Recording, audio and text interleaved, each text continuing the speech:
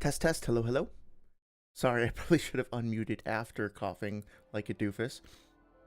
This bodes well. Anyway, I swear I'm actually getting better and able to breathe consistently, which is nice. Nice change of pace. Welcome, everybody. It is good to see you. Good to see you again, Darth Magog and Sorry. I hope you're doing well. Malachi, I think you might be new. If so, welcome. Very good to have you um, stopping by the stream. Very much appreciate it. Um, let's see. And I believe I accidentally set off my car alarm. So we're off to a wonderful start tonight.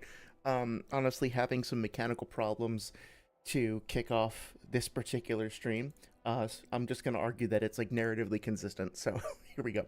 For those of you who might be joining us for the first time, Armored Core fans, etc., welcome. This is my second time playing through this game. I absolutely adore it. I'm not particularly amazing at it, as you'll soon see, but I do absolutely love this game.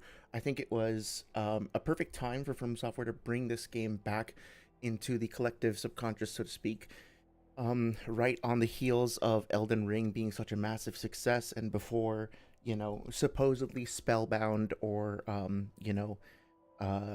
whatever the multi, like Elden Ring, Night Rain and Dusk Bloods and stuff like that. Like, this was, I think, a well-timed choice for the company, especially after, Sekiro being such an excellent title and kind of focusing more on a streamlined core action experience, deviating away a little bit from the, RPG-esque kind of mainstays of the From Software output. It was great. Having not played very many of the original series, apart from For Answer, which I did like very much, I just couldn't, I never finished it, and I'd like to go back and play it, but I still feel like this game manages to retain a lot of what makes From Software games so special, in terms of atmosphere, in terms of storytelling, in terms of world building, and of course the combat is fucking phenomenal. The way the combat works is by, from my perception, taking something that is very complex and distilling it down to its core essentials, and then very slowly building on those essentials and bringing it back up to a high level of complexity. I think it does a very, very good job of giving the player enough to go off of, to feel empowered at the beginning without necessarily feeling like totally overwhelmed with all the stuff that's on display. And I think a lot of that winds up getting achieved through narrative framing, through like the context of what's happening on this world when you join. And so, yeah, I'm looking forward to playing it again, knowing a little bit more, obviously, about the story than when I went in. Of course, for this playthrough, especially since I have already played through it once, if you guys want to shout out, if if you guys want to backseat drive or backseat game a little bit, and be like, hey, you should try out this this weapon or this tool, I'm open to suggestions. I don't mind like experimenting a little bit, for sure. Of course, it would be nice if my controller worked. Doesn't seem to be responding at the moment, so I have another technical issue to resolve here. But that being said, let me catch up on chat before I get into the swing of things over here. I'll just say that for folks who are joining us for the first time, as a brief intro, my name is John. I'm a game developer.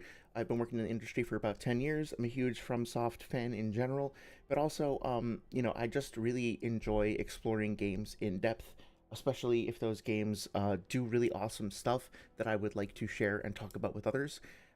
This particular game is sort of outside my comfort zone because it's a little bit twitchier than the sort of gameplay that I'm used to, but I really fell in love with it, so I'm super happy to be talking to you guys about it. And I'm probably gonna be doing a relatively slow playthrough as I try to look for opportunities to talk about game design stuff, but also kind of happy to spiral out and pursue other topics as things comes up. It's gonna be pretty low-key. That being said, hello, sorry. I'm glad you got a chance to do your full ritual. I'm just taking a moment to fully appreciate it. What are the light bulbs? I never asked you about that. Oh, we got a new member. We got a new dog hanging out with the box cats. It's nice to see the evolution. You're hydrated and have some nutrition, which is excellent. Darth Magog, good to see you again. Mobile interface engaged. We're ready to rage and raid the depths of deep space for days. That I'm gonna have to try to say that 10 times fast. Like that is an excellent and on point tongue twister. Great way to start things off. I did. So, by the way, thank you again for your generous offer regarding Battlefront. I have it reinstalled, and I'm going to try to poke at it a little bit to see if I can get my bearings. But I'd be happy to play a little on stream at some point, or group up if you think that would be fun. I want to spend a couple hours with it first so that I like remember what the fuck I'm doing. But then yeah, absolutely. Sorry says I was in space once, but then Ridley and the space pirates attacked. I thought you were gonna you probably, shit. Nice to wander around here in the Fendrana drifts, really enjoy that. Got my grapple beam. It's fun swinging around on it. But you know what I like even more than my grapple beams and my charge shots and my missile tanks? Knowledge. I I introduced my partner to the magic and the mystery of Ty Lopez over the weekend. I don't think she'll ever forgive me. Uh, so thanks for that. No, it's all good. You need the Metroid X Avatar crossover. I would be down for that. I went on a mini shopping spree earlier today where I bought a bunch of Naruto novels and stuff, and I randomly on Amazon found a Teenage Mutant Ninja Turtles X Naruto crossover comic. So get ready for some bottom of the barrel power scaling as I merge the worlds of TMNT and Naruto together in a never before seen analysis, coming to you whenever my fucking eBay order gets here. So probably 2 months. But honestly, it looks kind of dope. I'm pretty excited about checking that out. Sorry, has a random thought. Leading up to the first season, I really thought the stars were aligning, everything just seems to be working out this time, and they found the right people for the cast. Oh wait, hang on a second. I think I'm missing some messages that aren't coming through. Let me check my other chat log over here. Magog says, you just cracked a beer, tough day, but ready for a little armor core with my friends. Oh, dude, I'm sorry to hear that. I'm glad you're having a chance to relax. I hope this winds up being a fun experience tonight. But yeah, if you need to vent about anything, either here on Discord, feel free. No pressure, obviously. But yeah, I'm sorry to hear that things have been rough. I can relate. Work especially has been kind of a nightmare over the past month. So yeah, I probably am preaching to the choir here, but try to carve out some time for self-care. And if you can, be kind to yourself, be patient with yourself. I know that probably sounds a little trite, but I'm trying to remind myself of that at the moment as well. So yeah, I hope things clear up a little bit soon. So let's see. Saria says, unfortunately, it's kind of a trend in TV right now, especially streaming. So it's sort of yellow paint in games. People say no, but when it's gone, they kind of turn dumb without it guiding it. Yeah. I think I see the problem. Sorry, I'm jumping back and forth. YouTube has gotten really weird about what it selects as top chat versus live chat, so that's why I think I'm missing some of your chats. Some of them just aren't getting through at all. They're getting through on StreamerBot, but not on YouTube. Really weird. But let me see. I'm sorry to hear about that trend. The yellow fucking paint is something I would actually love to talk to you guys about in games in general, because it's such a sore sticking point for me, but also it's really hard to get around it sometimes without basically reinventing the wheel. So I'm sorry, you might have to repeat whatever message you said about all I see is, and leading up to the first season, you thought the stars were aligning, but I'm not sure what show you're talking about. Are you talking about the Rings of Power? Because I see you said, I remember reading about the people who were going to do the sets for Lord of the Rings were on this, and they don't personally care for LOTR movies. I thought that's genius. Or maybe The Wheel of Time. So I remember, I think we talked about that a year ago. But yeah, all these great talented people getting in one place, and then you watch a show and you're like, were any of them on set ever? Yeah, it really does suck. Um, when you have all these great, people kind of connecting and collecting together in the same place, and then they can't. Their talents are not leveraged. Their individual skills are not respected. It really sucks, and you run into that in the games industry like all the fucking time. It's extremely discouraging. Um, Something going on that they're not being pushed to their full potential. Yeah, it's a tough balance knowing like how to encourage people to bring out their best potential or whatnot, but also to make sure not to like break people, like make them crunch for a million years and stuff like that. It can be tricky from like the perspective of a director, but at this point, I think we just need to err. Like from my perspective, we should always err on not burning people out and like trying to basically just get out of their way and empower people to do like to trust them to do what we hire them to do. That's like one of the biggest fucking impediments to progress that I've seen in the industry is just people like, you know, will wind up getting hired, and then because of the like somebody will get hired and be like, hey, this is a great user interface designer, and then the director decides maybe I'm even better than them and like doesn't listen to their feedback, doesn't give them like the proper attention and support they need, and then it just gets super discouraging. That's kind of what I'm seeing now on the project that I'm on. So, and I can't wait till it comes out so I can show you directly. I have to double check my NDA, but I would love to play the game that I'm working on now when it comes out and be like, yeah, look at all, look at what went, like do a live post mortem. Like this is what went right, this is what went wrong. Um, of course, I'm a little cagey about like personal details and stuff like that, so we'll have to see what feels comfortable and safe and all that. But I hope to just be able to be more candid about things in the future. Um, I sympathize with this. Oh, thank you for the mic check, Darth Magog. Appreciate that. Sorry, says we could have so much more. Watch 520, it was pain to eat. Yeah, it really sucks when you feel like you're so jazzed up for the release of something and they have the resources and you have the talent and you can see like for me, not to like make it all about me, but I don't think I'll ever emotionally recover from the loss we sustained by losing the collab between Kojima, Guillermo del Toro, and Junji Ito. Like Junji Ito being involved in a game at all is like a fucking, you know, I don't know, it's like the stars aligning. Him making a horror game is fucking incredible.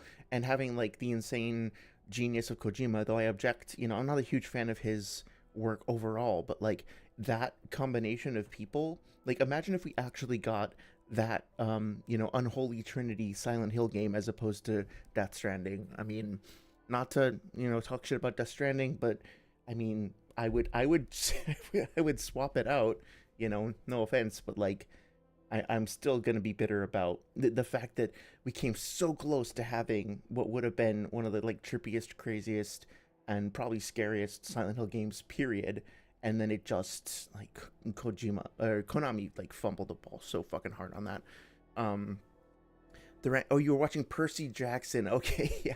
Okay, I finally got there. Yeah, I'm sorry to hear that. It really sucks when something you love is like so misrepresented.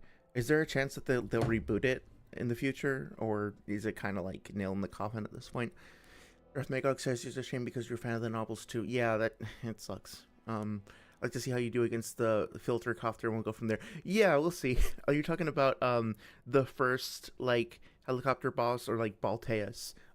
Either way, it's probably going to take me a few tries to get through, but we're doing a casual playthrough, so it's fine. I don't have to try that hard, right? Apparently the light bulb is the learn emote, so it's now knowledge. Okay, gotcha. I will now hear that fucking voice in my head every time I see that emote now. Thank you. Magog says, Lord, I never disliked any novel as much as the Naruto novels since I read Star Wars The Crystal Star. Oh, dude, okay, so I forget if we talked about this directly. I don't think so, but I recently read both of the Itachi novels, and then today actually I just finished Naruto and the Spiral Destiny, like the last of the Retsuden novels, where they build a fucking 125-mile tall tower and all that shit, right? So I would love to hear. I know it's like not in the Naruto stream today, but I would love to hear more about like if you've read those novels specifically, what you thought. I actually quite liked the Spiral Destiny. It was okay. There were some parts that I really liked. Itachi's story, though, like those two novels were basically just like hours upon hours of wank. It was like when I think I said this last Sunday, right? But it's like Itachi was the youngest and best and coolest and the smartest. When he was 4, he was smarter than 10-year-olds, and when he was 10, he was even a better ninja even than even 20-year-old ninjas. So like the whole fucking book up until like save for a few key moments that are actually pretty cool, like the Aberame clan ninja who like has no voice but speaks with like the rustling of his bugs or whatever. Like there's stuff in there that's really cool, but a lot of it's just like, hey, by the way, Itachi's the best, just so you know. I'm like, okay, fucking there's only so many times you can push this agenda. But yeah, so actually, maybe it was because those novels lowered my standards. No shade towards like Takashi Yano or anything, but like maybe it was because I was kind of disappointed by those that Spiral Destiny wound up just feeling like such a breath of fresh air when I got to it. So, there's Earthbound novels. I never heard of that. But yeah, I can imagine they would be unhinged given the source material. Are you saying it was actually the Percy Jackson reboot that kind of sucks? Death Stranding, aka Delivery Simulator Paperboy. So it is the spiritual successor to Paperboy 1985. Yep, we finally came back around. Percy Jackson is just not meant to be adapted well. It kind of reminds me of what people say about like Berserk. Like if it were adaptable, it would have been adapted well by now. And it's just like I don't know. I like the 1997 anime, but also in every single adaptation, there has been something fundamental that hasn't really gone right, in my opinion. So, it's one of those very, very difficult properties. You haven't read Spiral Destiny, but I've been reading Sakura's Story and Kakashi's Retsuden and hated them both. Okay, well, I have read, I think they're the Retsuden ones, like when Kakashi and Sasuke both go to Redaku, like the ones where the dinosaurs are there, and then Kakashi's like trying to find the polar particles and stuff like that, right? So I read those, and then I started on Shikamaru's one, as well. So, and I ordered Sakura's, but it hasn't gotten here yet. So, yeah, let's have like a novel discussion stream at some point. That would be fucking rad. I'd love that. I think this Sunday I'm going to be responding to another video by Sage. I don't know if you saw, but he put out a video on Lightspeed, and it's like pretty upsetting. So I'm going back into the Lightspeed trenches this Sunday. But then I want to kind of branch out and do some other stuff. So like experiment with some different things. So I'd be happy to have like a roundtable if you want, or just like a chill chat between the two of us about the novels. Acolyte and I did a Discord hangout last night where we did like an initial reaction. That was super fun. Love to do more stuff on Discord with folks in general in the coming months. I'd actually love to. I got like a new webcam because my current one sucks. I'd like to do like, I don't know if this will work at all, but I'd like to try to do like some overhead camera, like board game stuff at some point, which could be kind of fun. But that's getting ahead of myself. Sorry says, I've only read Naruto because I only cared to follow his story. No offense to Sakura, I love you, girl, you deserve better, but the other bones can get lost. Yeah, that's fair. I mean, like, I probably wouldn't have read Itachi's novel if not for like wanting to fact check stuff. But now I'm realizing, like, so remember when I did the geography videos, right? I was like looking for all the information I could in those novels to try to find, in the Kakashi and Sasuke Retsuden novels, to try to find info about the geography. Well, there's actually a bunch of stuff in fucking Retsuden in Naruto Retsuden that I could have used as well, and I'm kind of kicking myself for not having read it in anticipation. So at this point I'm kind of just like I feel like I should read through the whole series at some point and just kind of take notes and make sure there's nothing I'm missing, just to have it. I'd love to do a stream where I basically do like a tier list of the books and recommend them for people and stuff like that. Okay, well, with that being said, you said Sakura's story was almost a good idea, but then they made it half rom-com and half crying about Sasuke. Somehow that's not all that surprising. Sai and Ino were the best part of the story. Sai actually has a kind of a fun moment in the Naruto Retsuden where, like, they sent him to Redaku and they're like, yeah, normally this would take 20 days. You got to do it in 20 hours. Good luck, bitch. And so he like he makes a goose with the art of cartoon mimicry, and then he feels bad even though it's like an artificially created like ink goose. He feels really bad because he's like forcing it to go as fast as possible, but he doesn't like anticipate how like the elevation of Redaku, which is said to be like 15,500 feet above sea level. And so he actually almost fucking dies because he doesn't acclimate to the altitude. He gets altitude sickness. He finally gets to Redaku and he passes out and he like barely fucking survives. It's really funny. It's funny and tragic at the same time. But yeah, Psy being involved in a thing, I like that. There should be more Psy related stuff. I mean, like one of my favorite moments that I've shared with you guys before is specifically, um, let's see, let's do that. I think, um, size. I guess I'll keep this global. The moment where he finally joins the team and he has like the window frame becomes the portrait. That was like one of my favorite moments in the whole series. Of course, I'm gonna exalt or revel in the fact that we get to play as a character called Raven in this game. Well, not exactly. We're 621, right? But the name Raven comes up. Close to Rubicon. Wake the dog up. Wake the dog up. I love that line. Handler Walter verified. Oh, please let me know if the volume's okay compared to my like the game volume. I'm having a glitch with OBS right now. I can't see the volume meters very well, so happy to make adjustments for people's comfort. Just let me know. Time to get to work, 621. I'm powering down your entry capsule on my signal.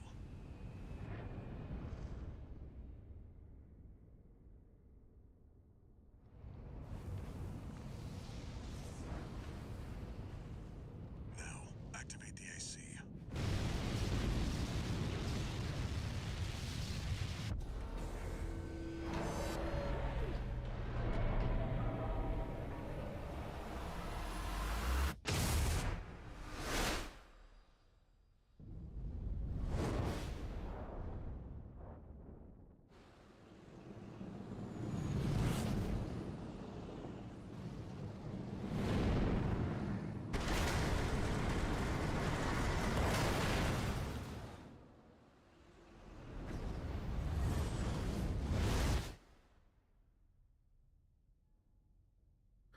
It's such an incredible opening, genuinely. I think it's an interesting parallel the way that this game opens compared with Sekiro, where your character is basically down the bottom of this dark, dingy, shitty hole. ISB 2262. Rubicon 3. Complete. Your position is grid 135. Off target, but within permissible range. There's a catapult ahead. Use it to close the gap. Who is Kuai Liang? If am I pronouncing that right? Activating combat mode. Okay, yeah. So, not all that much to. Is it like a Mortal Kombat character? No, I'm thinking Liu Kang. Um, okay, so, yeah, really, really interesting opening. I think there's a lot going on there that won't make a whole lot of sense until like way later, but it does establish very effectively, I think, the overall tone and setting. You learn a lot and get just like an overall like feeling and sense of the vibe of the space, and what is probably going on here, uh, at least in the abstract, right? Which is really cool. A couple of things that I noticed. One, it immediately establishes that there's this massive, almost like panopticon style uh, big brother eye that's watching you. So you might feel a certain sense of like paranoia or insecurity and feel dwarfed by this massive power. That power then gets to be associated with like the corporations and or with Coral later on, and so you already feel like you're the underdog who has to scrape and claw your way up in this world, and that's being immediately reinforced, or like being seeded rather, by like the first thing that happens. Um, I also love that there's like a little bit of intricacy in the way that you're deployed. You know, you don't just show up in this massive, cool, like badass Gurren Lagann ass kicking, AC. You start off kind of trying to sneak your way in, and as you get to the planet, there's a couple things that are immediately apparent. The planet itself is basically like a cracked eggshell with rather than being like organic, the shell of the egg is frankly like this filthy looking unnatural like rusty metal slab that almost feels like it reminds me kind of Tetsuo the Iron Man. If you guys have seen that, it feels like it's metal that's merging with the organic in a very unnatural way. It's very intimidating. And there's so much debris and there's so much junk that's like clouding out the sky and like the cloud layer and everything. It might be natural clouds, but it feels like it could also be smog. It just like from the get go, everything just feels super like thick and grimy, and it almost feels like the grime and industry itself is taking on like the role of an eldritch being. Like technology run amok, or rather industry run amok, is its own like villainous force of nature almost. And it feels extremely lonely. It feels extremely claustrophobic and gross. And like you're going to have to basically like um, it, scrub clean what you can out of this world. As an opening cinematic opening intro, I think it's great. Um, I also like the fact that you and Walter clearly have a history that is going to be elaborated on eventually. Um, your relationship seems to be fairly adversarial and grim, and then that gets somewhat we can recontextualize later. But it definitely feels like you are going into this situation with all the odds stacked against you, which means that your ascent is going to be all the more dramatic if you do succeed. And honestly, it's like this feels very Sekiro, right? Like we're in the bottom of this like grimy, dingy place that we fell down into. Kind of feels vaguely similar to Dark Souls 1 as well, the way that that game opens up. And you have a big chunk of your health missing. So, I mean, it's subtle, right? But they could have spawned you with full health. They thought to chunk your health off. And that, I think, is effective, A, at connecting your character to the cinematic that just happened. So it feels like directly continuous from a gameplay standpoint. But also, as we'll see pretty soon, like that means that since you're starting off with a chunk out of your health, there is an immediate reason to use a repair kit that the game developers can take advantage of without having to artificially like make your suit overload, or have you take a cheap hit from an enemy that you can't avoid, or some frustrating shit like that, right? So it's a subtle thing, but it's also very effective, I think, at like just setting up the verbs and the tools that you're gonna need to learn. I also really like this, the way that they've integrated the tutorializing of the gestures, right? They could very easily have just like flashed up a screen, on a pause screen or something like that that says, hey, just press this button and then you can continue, like, Mega Man, like that kind of thing. But instead, what they do is they almost tie the tutorial, which is normally like a meta non-diegetic element, directly to your input in a way that it just feels like a natural extension of your diegetic HUD. So like as I'm hitting the button to move the camera, I get a flash on my HUD that feels like visually, color-wise, like even font-wise, consistent with the other elements of my HUD. So it's like even the meta aspects of the game keep you grounded and keep you feeling like you are inside the mech at all times. And I think in this game especially, like the idea that the boundaries between humanity and machine are breaking down and are becoming like those two things, your identity is kind of becoming synonymous with your suit. I mean, you literally just have a number instead of a name, and then you get a name as a result of your accomplishments, and you're assuming an identity based on your whatchamacallit, your assuming the agent ID or whatever the fuck it's called, right? So, really great way of establishing everything. Let me check chat real quick before I get too deep into this. Sub-Zero, or I guess typically Noob Saibot. Noob Saibot. Why does that name seem so familiar? Is that just like another name for fucking Sub-Zero? Um, I love the subtlety of the world building. It's so natural. Yeah, it feels really, like, ironically, I suppose, but it feels very organic in a way. Brother Eyes is a Batman reference. No, it's a JoJo's reference. We should know that everything is a JoJo's reference. I like that the tutorial also doesn't stop you. Like, you can sequence break a little with no negative consequences. Yeah, like if I so one of the few like negatives that I have to say about the game is I don't like the way it handles like its barriers or invisible walls, but I also don't have a solution as to how to like make that better. So I'm probably gonna whine about it at some point, but I do acknowledge that it kind of feels like whining more than like legitimate criticism. Um, but yeah, here's a good example, right? Like, there is no, well, I was gonna say there's no good diegetic reason for the game to like for your AC or whatever to just fail at that height. Like, we're not getting um a message that contextualizes it by saying like, hey, your AC is not maneuverable at this altitude or something, right? But you could just argue that it's sort of like a vaguely Metroid Other M sort of thing, where it's like, Walter hasn't authorized your suit to go that far.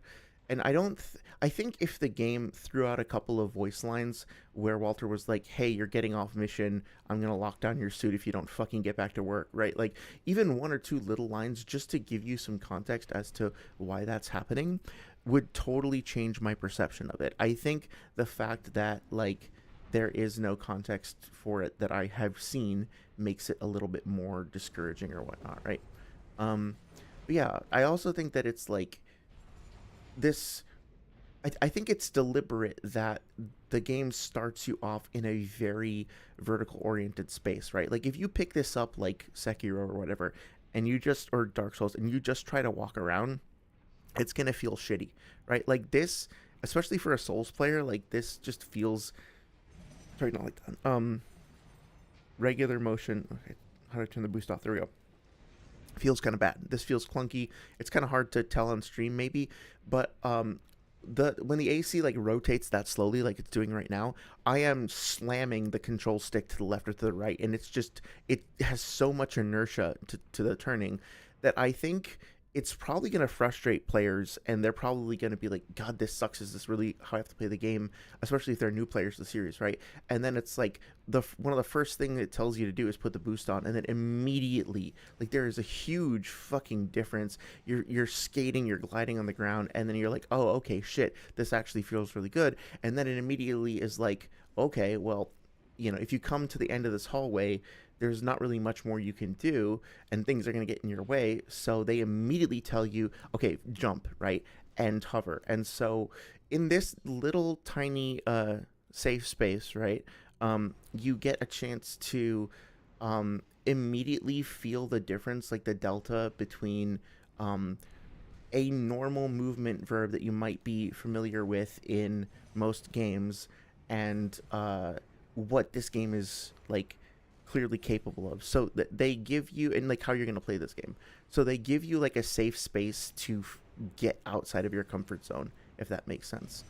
Um, I really also like want to take a moment and celebrate like this game has like potentially like thousands if not tens of thousands of combinations of different like armor and weapons and stuff like that, and they have to account for so many different variables when enabling you to customize your mech, down to like the individual nozzles on the engines and stuff like that, right?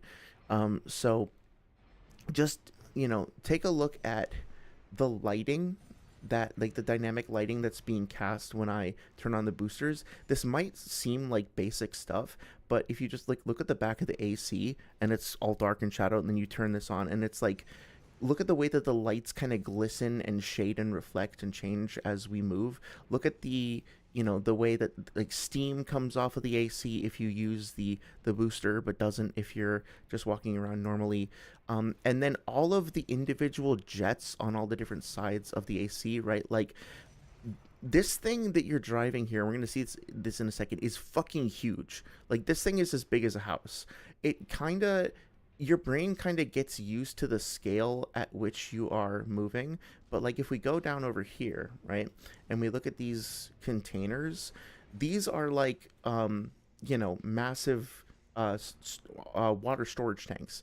Like these kind of look like the water storage tanks on the rooftop in Naruto, right? So like a normal human being would maybe come up to where my crosshair is, like that. So you are several orders like taller than a regular human, but yet you're moving um even fast for your scale from your like perception or perspective rather, as you would be in most games.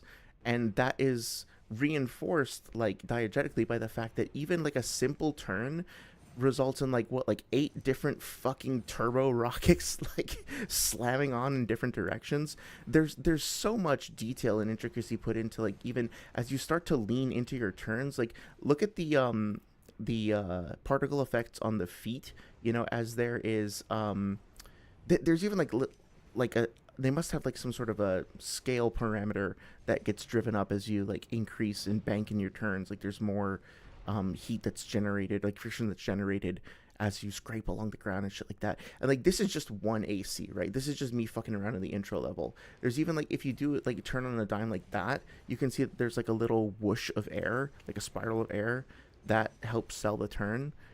Um, just everything about being in these things, like the transition from being this slow, plodding, awkward, mechanical, lumbering, like ton of bricks basically, to then being perfectly smooth and agile. It's just like it's so fluid, it's so seamless, it feels so empowering. Um, and all of this is accomplished like it seeds so magnificently like what you're capable of in a little shitty box, right? And so you can start to feel like, okay, if this is what I can accomplish here in the first 10 minutes, what am I going to be able to do by the end of the game? It's a great way of kind of setting up your power ascent over the course of the game. I'll talk about this a little bit more later, but also when you think about the amount of and actually, I don't know if you guys have seen that meme where it's like if Elden Ring were designed by Ubisoft, and it has like all of those like things all over the screen, like a mission log and like a reminder, and like, hey, pay a reminder to like go and talk to this character, and it's like, hey, pay $3.99 to unlock like limited edition. It's just like all this shit, like quest markers and shit all over the screen. There's actually kind of a lot of information on the screen right now, but it's held back and it's delivered in such a subtle and elegant way that I just have to gush about it for a second. So first of all, along the bottom of the screen you have a compass, and your compass shows your I don't know what the term for that is, like absolute position, right? It's like 0 to 360 degrees. You also have your altitude on the right, which changes as you jump nice and smoothly. You have your speed on your left, which, I think that's in kilometers per hour. So like again, like just just doing a little jump, we were going from 0 to 300. So even if the scale isn't really like sinking in about how fast, how big this thing is and how fucking like screamingly fast it's moving, like you just went from 0 to 300 kilometers an hour and like the press of a single button, right? It's kind of crazy. um and then along the in the middle reticle, it just looks like a bunch of fucking gray bars. But as I start firing weapons, you can see that like each of those bars is mapped to the corresponding like left and right bumpers and triggers on the controller in a way that feels extremely intuitive and natural. And then also, I didn't hear it there, but usually you get like a little audio cue when a given weapon is ready, I think. So, I mean, just looking at it, it just kind of looks like, oh, this is a cool sort of futuristic HUD. I guess it looks neat, whatever. But no, like every single thing on this HUD is specifically designed to like convey information simply and functionally. You get your armor points, I think it is, or your HP, repair, your scan, um, your energy, your boost, right? It's all very streamlined. It's very, very effective. And it's like, it's really, really, really hard to condense this information. It seems so easy because they've done such a good job at it.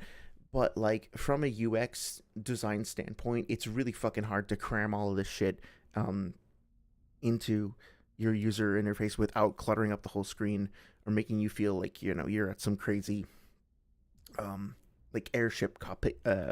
What am I trying to say? Like airplane cockpit control panel or whatever. Let me check chat real quick. You watched? Oh, hey, Rioman, how's it going? Thanks for stopping by. You watched a movie called Harakiri today, 8 out of 10 movie. Oh, that's cool. What was it about? I'd be curious to hear more about it if you'd like to share. Said a nursery and immediately thought of Initial D. I still haven't seen that. I mean, I know like all the songs from it, but I haven't actually seen it yet. Although, my partner and I not ran into, sorry, we started watching Way of the House Husband the other day. Um, I hesitate to say that it's an anime. It's more like a motion comic with audio. Um, but it's really, really fucking funny. We were both kind of in a bad mood and just like doom scrolling through Netflix or whatever, and we found it randomly, and it's great. I really, really enjoy it so far. It's got that like over the top, that mixture of like over the top cheesiness, but then also with a lot of heart and sincerity in certain moments that really just makes everything come together. I highly recommend checking it out. Um, doesn't that idiot even know this road? After the slow right is a sharp left. There's a ravine on the other side. He's got to hit the brakes. Um, the first thing I thought of when you were saying that was that like fucking. Have you seen that Speed Racer clip? Fuck me, Speed Racer clip where the guy's like, he's going over that cliff, and then just fucking falls off. That makes me laugh. Just thinking about it, it makes me laugh every fucking time. I swear. Darth Magog says, I think IGPX. I'm not familiar with that, but I'm curious now. Kansei Dorif. Oh, Drift. Yeah. Clearly need to get my game up when it comes to my vehicular anime. I really want to see Redline. I still haven't gotten around to that. Um, yeah, so as we approach this main area, of course, like From Software has this habit, right, of like starting you off in a shitty little, stupid, shitty, gross little toilet, basically. And then you come out of the toilet and you go, and then you wind up, this is a terrible analogy, but you wind up like in the bathroom, essentially. And then you get like a little bit more room to move around in. You get a slightly larger space to play in. And then there's usually like a larger, more elaborate space that kind of surprises you pleasantly with a big dramatic vista. So yeah, we're getting that here. We're in we're in the bathroom. This is stupid. But now we have a chance to survey these enemies. As makes sense intuitively, they're not aware of you, so we have a chance to survey the area. Enemy behavior, like this game is so fast paced that we don't really have to think about like AI patrols for the most part, but we do get a chance to start to get a sense of like how quickly our targeting updates. And I know it's like focusing so heavily on UI, but I really love the fact that we do get like the enemy HP gets placed right above the enemy, kind of like in the other Souls games, but it also gets incorporated into the reticle, right? It just becomes like a naturally added part of the central reticle, so that it feels like just a natural addition that's always kind of there hiding out, right? You go from this to that, and it just feels like so smooth, and like it's another element that's just being revealed as opposed to something that's being added. And then kind of keeping the theme of everything being circular, you essentially just have a series of concentric circles, and as you gain more or less intel, you're just getting more or less granularity and like concentric circles within that framework. So they could have put in like a big ass square, they could have put in a triangle, they could have made things more elaborate, but I mean like they do have like they break the circle up with straight lines in the middle, but for the most part everything is just like smooth concentric circles, and it really makes everything feel very fluid and kind of like a modular unit that's opening and closing in response to your environment. It feels very alive, and I like that. Your missiles as well, the missile lock on, which is like all the beeping that you're hearing right now, as I move my reticle over, like my view over an enemy, you can see that like even though I'm not looking directly at an enemy, the targeting is still focused on them, which kind of makes I know it's like a gameplay mechanic, but it also kind of makes your suit and your AC in general like feel alive, feel like it's actively working with you, like a synergistic relationship. So that's really cool, I think. I'm gonna shoot something now. Uh, so I don't really know anything about math for the most part, but I do absolutely adore like the projectile dynamics, for um, lack of a better phrasing, the way that missiles are spawned, and then the way that they're given trajectories, and the way that they kind of like are assigned roles and travel in this game is so fucking beautiful. Like, um, and there's like, let's just fire a couple volleys, right? Like, if you just watch the way that the missiles scatter and distribute themselves, there's enough randomness, and there's enough like almost like dance like motion in them that they also kind of feel alive, while also maintaining this sense of like genuine mechanical precision. I think that's very, very well done.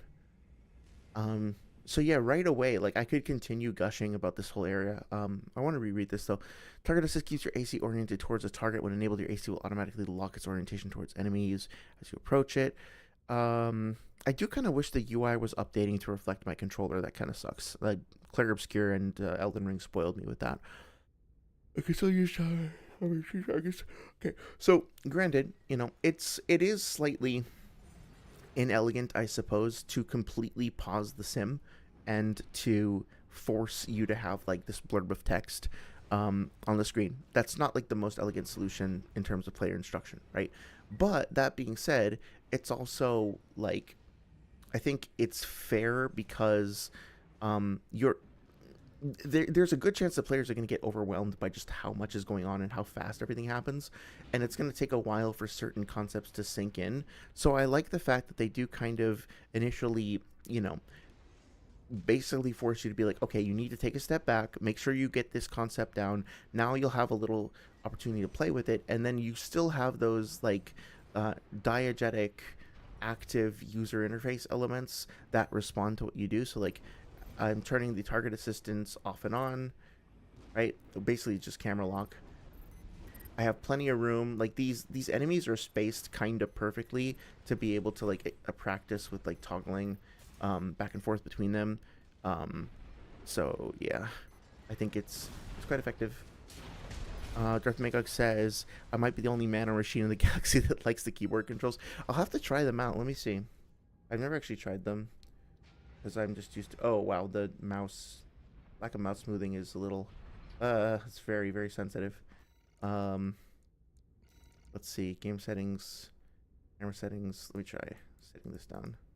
Hello. Do I have to? Okay. Yeah, let's try that. Okay, that's a little better. This actually, this feels pretty good. Wow, it's so sensitive. Hold E. Oh, yeah, the multi lock. Okay. Wow, shit. It's pretty good.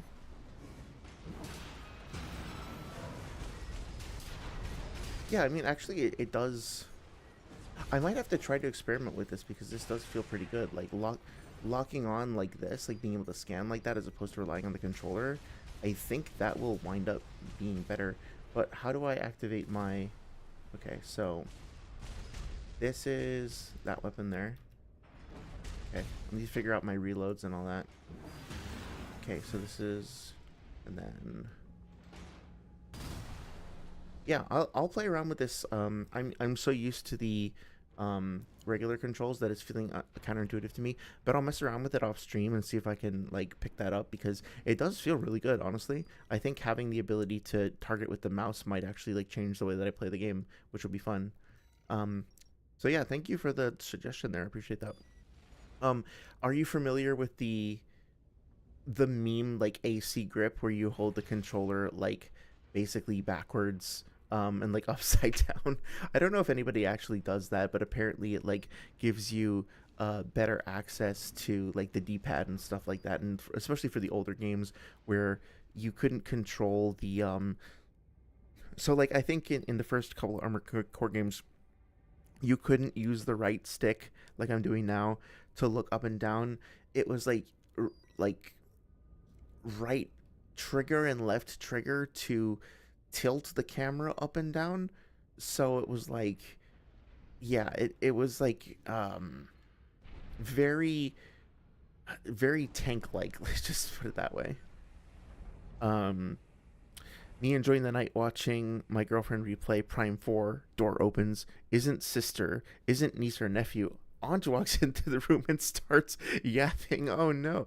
I I didn't realize that that your whole family that even more members of your family were there with you. That's kind of nice. But yeah, if you don't have your own space, hopefully you can also set your boundaries. Do you and your oh, you said, yeah, you hate when family visits. Okay, I was about to ask if you guys get along.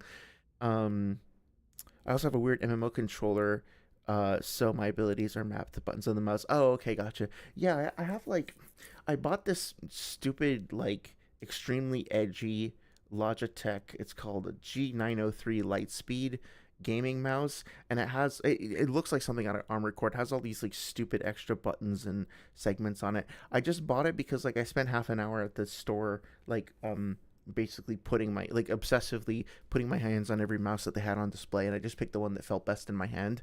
um but there's like 18 fucking buttons on here. I don't even know what they do. There's kind of a cool button in the middle of the mouse that changes it so that the scroll wheel either clicks or is totally smooth. I don't know why they thought that was a necessary feature. It's pretty cool. I never use it, but I guess I'm like impressed by the engineering. Repair kits can be used up to 3 times permission, but okay, hit repair kit. That's cool. Your AC's taking damage. Yeah, this is what I was talking about before. Like, even if you had a perfect run with those enemies, you would still like want to patch up your AC. See the contaminated city down there? That's where you're landing. Yeah, and then here we go, like leaving the bathroom onto the living room, right?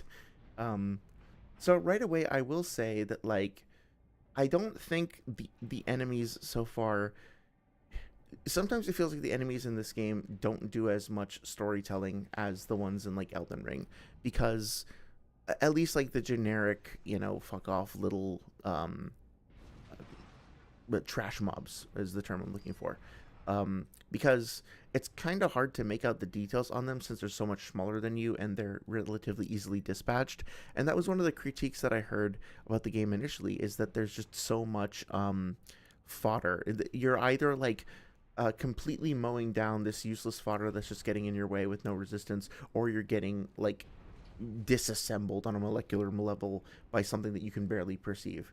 And that like massive spike in difficulty or variance in difficulty turned off some players, and I could totally understand that. I do feel it's one of the game's, let's, for lack of a better word, like weaker points. It's just that inconsistency, I suppose.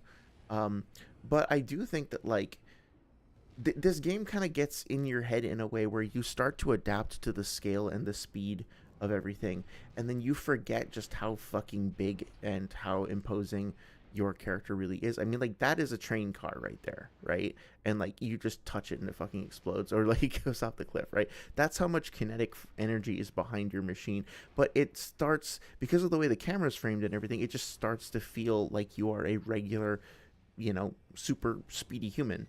And you start to almost passively forget, like, look at your the size of your character compared to these shipping containers. You are fucking huge. You're going extremely fucking fast. And so I think it's weird that like for some reason, I don't know how much of this is intentional or not, but when I play this game, I start to feel as though I'm just like a normal, like my brain starts interpreting my character as basically being normally human sized, which is kind of funny. I don't know, but the scale and scope of what we're actually witnessing here is fucking enormous. Um, and what's actually happening to your characters, I don't even want to say body, just like whatever's left of 621 is just like insane as well. But I think this is great, right? Like, this is a relatively tame vista in terms of like From Software standards, but you feel the claustrophobia of the industry. Like, you see the rust and you see the corruption kind of worming its way into all of this stuff. It's high tech, but it's still filthy and grimy. You can see the sunlight, but it almost looks like an eye that's being closed shut, like the smog and the filth is stifling out the sunlight itself. And then you can see obviously that there is some ongoing conflict, so you're kind of coming in the middle of a lot of bullshit that you're gonna have to figure out, which is great. It feels very on brand for a Souls game, right? Let's see. Oh, you did that. You did the controller thing for Armored Core Nexus, right? Right. So, okay, I'm actually kind of glad that it's not just like AC slander, so to speak. Sorry says, oh, she doesn't live here. She's just visiting because she wanted to congratulate me, and I'm just like you. Couldn't send a text. Now I know this sounds bitchy, but listen, you're ruining my newly established routine by adding yourself to the equation. I am an aspie of routine, and when that routine is messed up, I get quickly overwhelmed. I totally understand. Yeah, like if you're anything like me, routine is really hard to establish, and then once it gets established, you really don't want anything messing with it. It's not like a personal thing. It's not a statement against anybody else. It's not that you don't want to see people per se or don't like dislike people, but it's like I need my fucking space. I need things to go the right way. I don't suppose you've listened to Midnight Burger, have you? Like Casper's whole thing where he's like, I need this fucking place to open every day at 6 a.m. is like so so relatable.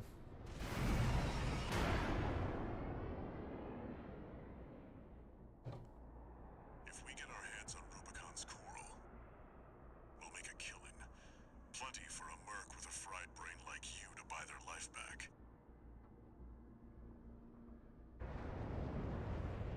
I think this is also pretty on brand for From Software as well, right? Like you're not some legendary mercenary, you're not like a hero, you're not a Mercenary license. well you kind of are, but like Illegals here.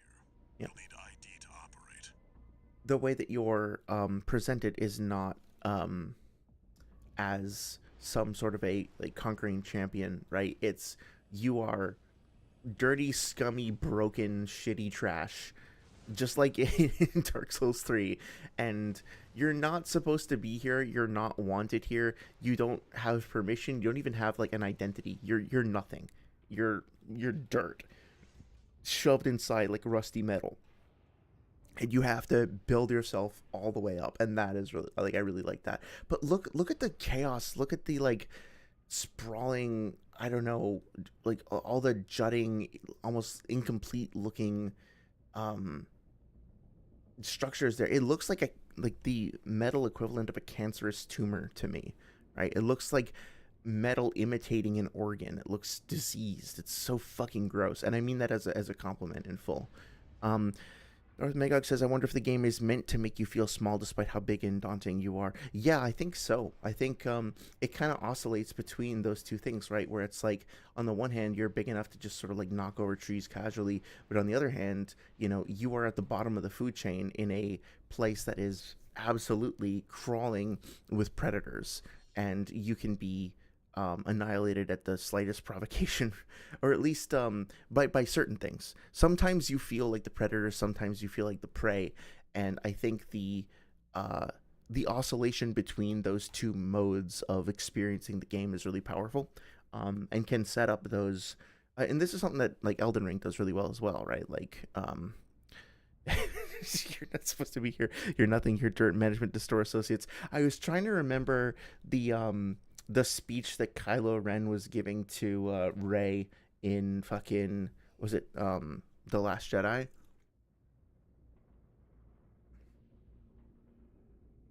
He's like, you don't come from like no a noble family. You're not a hero. Like you're no one. You're nothing. Something like that, right? Um, yeah. I don't think I ever really paid attention to this, but you can also see like an unaware signifier at the top there.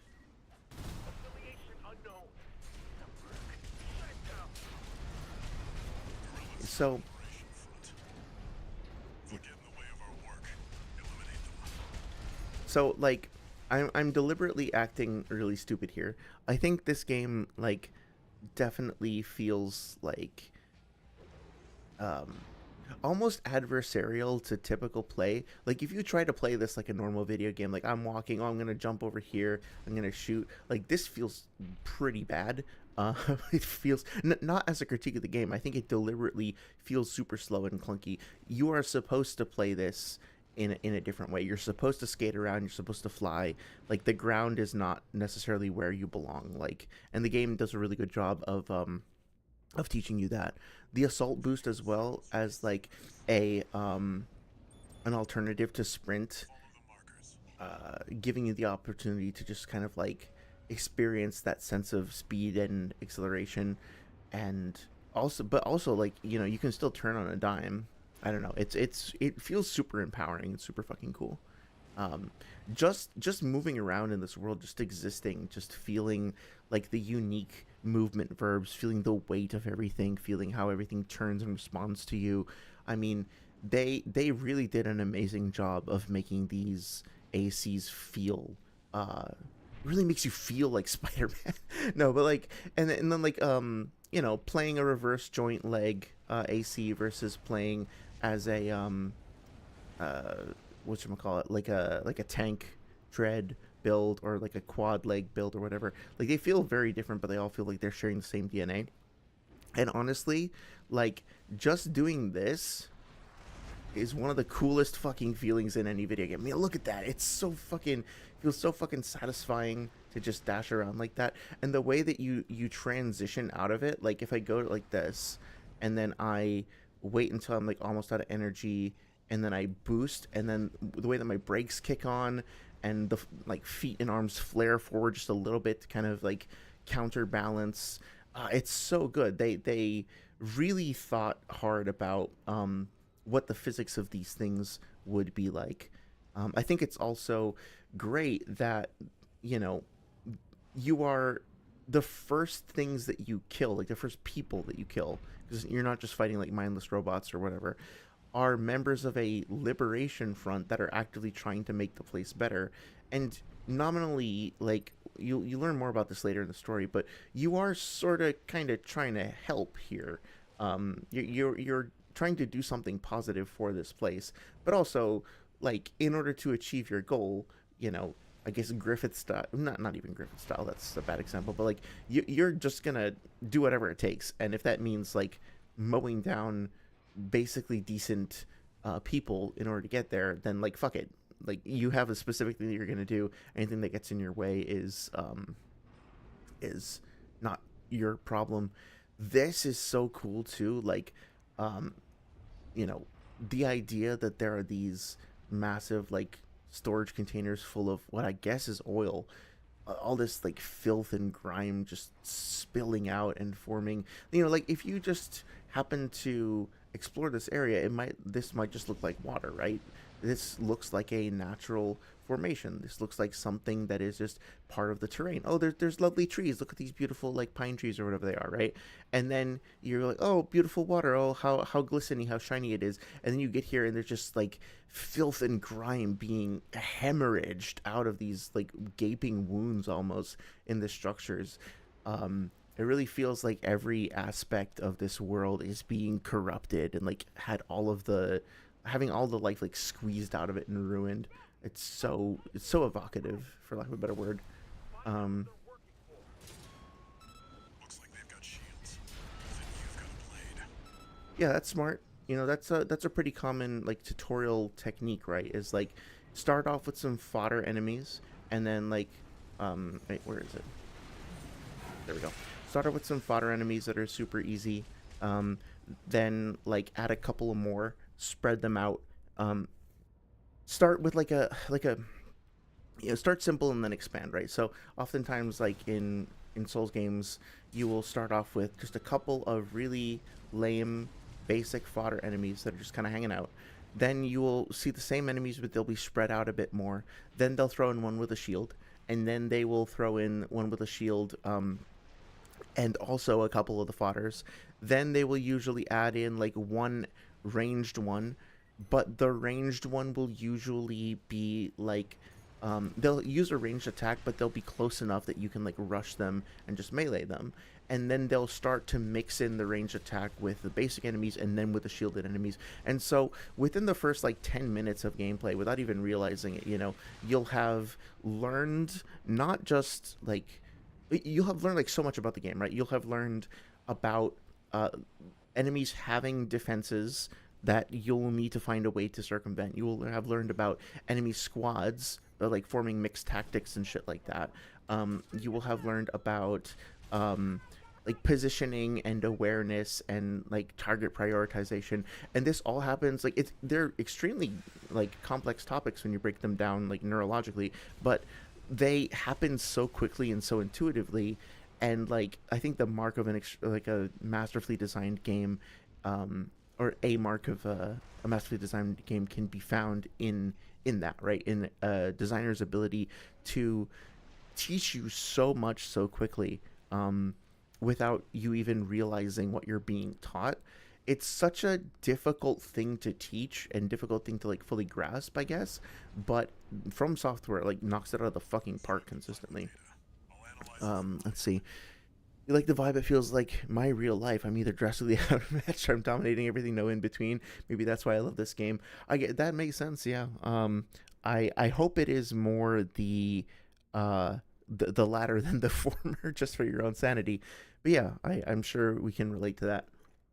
I can certainly relate to being like kind of an annoying scrub that started off, kind of like as a grimy, annoying, like, who the fuck is this guy? What's he even doing here? Is he even supposed to be here? And then had to like really work my way to try to get like a place, so to speak. But yeah, I feel like I've sort of gotten there finally, but yeah, it took a while. See, Kuai Lang once again abandoned the Lingque clan, but this time to order around Gundam mechs. I mean, I would do too for a giant fighting robot. Yeah, that's fair. I mean, like, it gets revealed. I don't know if it ever gets shown in the game, but like in the trailer, that your character is basically like a sack of organs in a plastic bag, like if I remember correctly. So the sacrifices that you have to make to be able to pilot an AC, you really do have to give up a lot of your humanity to make it work, and your body like loses its identity and becomes more about the mech itself, which is a really cool concept. I don't know if I'd ever want to make that fucking change myself, right? But it is also like, it's kind of interesting to me that you're coming into this world, right, as like somebody who is ostensibly like opposing. Hello. um can I actually fuck with this thing yet? I don't think so, right? Yeah, I can't really do anything to it just yet. Hang on one second. Yeah, well, I already exposed myself, but yeah. Yeah, so it's kind of interesting to me that like, even though you're here to kind of be a maverick or a rebel or whatever, and you do your own thing, and you are, yeah, you aren't gonna, you're basically like a free agent, and you can not, you be a bit like morally gray or whatever, right? um you still are going to follow the corporate structure and the corporate rules, right? Like, you're not just showing up and doing whatever the fuck you want. You are specifically infiltrating the system. And before you break the system down, you are becoming a part of it as well.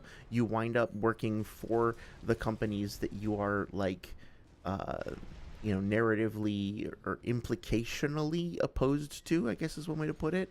Um, Anything to kind of get yourself ahead and accomplish your goals, but like, you kind of wind up validating the system that you are challenging intrinsically by playing along with it for a while, which just goes to show you like, there is no like, so you see the RLF, the Rubicon lubrication front, liberation front. No, they don't just go around like throwing lube on people. The liberation front, you see what it looks like in this world if you go into open rebellion and you're just like, I'm gonna fight the system, I'm gonna be super powerful and awesome, and I'm gonna do things like in Open Rebellion. Things don't really tend to go well. It's actually much more consistent for you, if you want to achieve success, to learn how to play the game from the inside and then to subvert it, which is a cool little storytelling detail, I think. Um, and I think is something I forget, like some of the side characters, but I think there's a couple of side characters who also kind of do the same thing, right? Like you wind up learning that certain people who appear to be part of the system are really just kind of putting on a show to then be able to subvert it. But man, like even though this is like a very basic AC, obviously, and we're just starting, the absolute joy and sense of freedom that I feel playing as in this game is just so beautiful. I mean, like, granted, I have like maybe 50-ish, 60 hours of experience in this game. Not an expert by any means, but like I sort of know what I'm doing, and as a result, I can like kind of navigate around. Like I know how to like feather um, like to switch targets decently and like to feather the lift or the boost or whatever. But like honestly, could just spend a lot of time just kind of floating and hovering around and feeling the freedom of motion in this space without getting bored. Like I'm genuinely having a lot of fun just like fucking around and seeing my AC like sail and you know I don't know how to describe it, just like kind of pirouette around. It feels very good. It's just a very very satisfying feeling game. I don't know how else to describe it. Um Rubicon lubrication for the sexiest freedom fighters. Yeah, exactly. Well, I mean, like, who was that comedian? Was it George Carlin or Lewis Black who was like, we could probably solve a lot of problems in the Middle East. This is probably very insensitive, so I apologize. But like, if we just like sent, actually, you know what? Never mind. Let's just go with a lubrication joke and let's not get into that stuff. But yeah, I think that I I don't have any way of turning this around. So it was basically a joke that was saying like, hey, in areas of the world that have a lot of conflict, maybe the conflict is sometimes caused by horny, angry men not having an outlet. And if they were given an outlet, then they would spend their time, having fun instead of fighting each other. And that may be like a significant portion of uh, warfare is fueled by like basically displaced male aggression, and that sex could be used as a sort of panacea to get rid of that. Obviously, tongue in cheek. Obviously, like, no, you can't solve the world's problems with like more dildos or whatever. But it's a nice thought that just like airdropping some lube on war torn areas would just like, oh cool, you know what, let's put down our guns and put on some condoms. I don't know. I feel like the more I talk, the deeper a hole I'm digging for myself. So moving on, but maybe you'll know what comedian I'm referring to there. Katniss with a giant fighting robot. Yeah, that's the one thing that like I don't think really works particularly well in this game, that but like I haven't honestly messed with, is the idea of like a sniper build. There are kind of like sniper weapons, there are sniper rifles, I believe, but this game definitely doesn't feel like one that wants you to ever sit still for very long. So like, yeah, I feel like it's nice that it's there, but like it's kind of hard to imagine exactly where like Katniss would fit in with the style of combat that is so prevalent here. I do like the fact also that the game gives you like these almost Sonic the Hedgehog ass boost pads.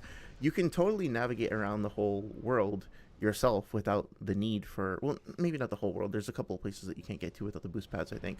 But you have a lot of freedom of movement and a lot of different options to explore different areas. But if you want to take a faster route, these things are here for you. They're accessible. And even something like this feels super satisfying to use, I think in large part because if I go here and use this, right?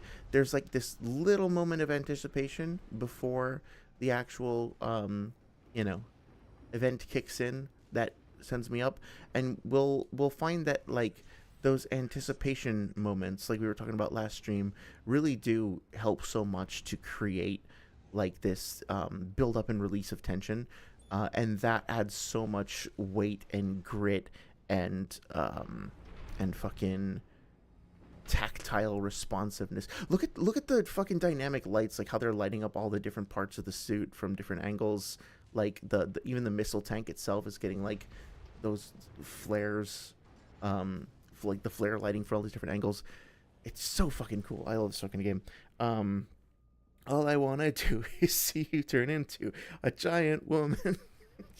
I the only for the longest time I thought that was just something from Team Four Star because Goku like sings it to Gohan, like I want to see you turn into a Super Saiyan, right? Like I didn't know it was from Steven Universe, but yeah, I could that transition between human and machine is like obviously a major theme here. The culture, Mr. Maycock. Oh yeah, the stronger than you as well. Yep. I've recently become cultured and have assimilated that fine art into my vocabulary. Oh, dude, I just noticed that the booster was like glowing red for a second. Yeah. So it the detail in the animations is so exquisite. Like you jump up, there's a flare as you're coming back down to the ground, right? Like it doesn't fully turn off. It just switches to a lower intensity jet to kind of sell that like the AC itself is still like trying to push back against gravity to slow you down. It's not just a free fall. And then the if you look closely, the jets themselves, or turbines or whatever they're called, flare, like they glow for a little while, but then there's like this release of exhaust and you get the heat like blur distortion as they very very quickly cool down. Also, right as your feet hit the ground, like at the moment they hit the ground, maybe like an instant before, you get a little flare as well to kind of just slow and cushion your fall. Like, there's all these tiny little details and all the moving parts. Even the little like lip above your quote unquote shoe, right? It flexes right before you land to kind of absorb some of that shock. Your character like squats down a little bit and then like readjusts. It's so good. There's so much fine detail in all these moving parts. Um, you love me some SU, is that sniper unit? Sorry, I can't remember. The sniper builds are cheesy in PvP, but I don't much care for them in PvE combat. Yeah, I much prefer like a very spammy, like missile heavy.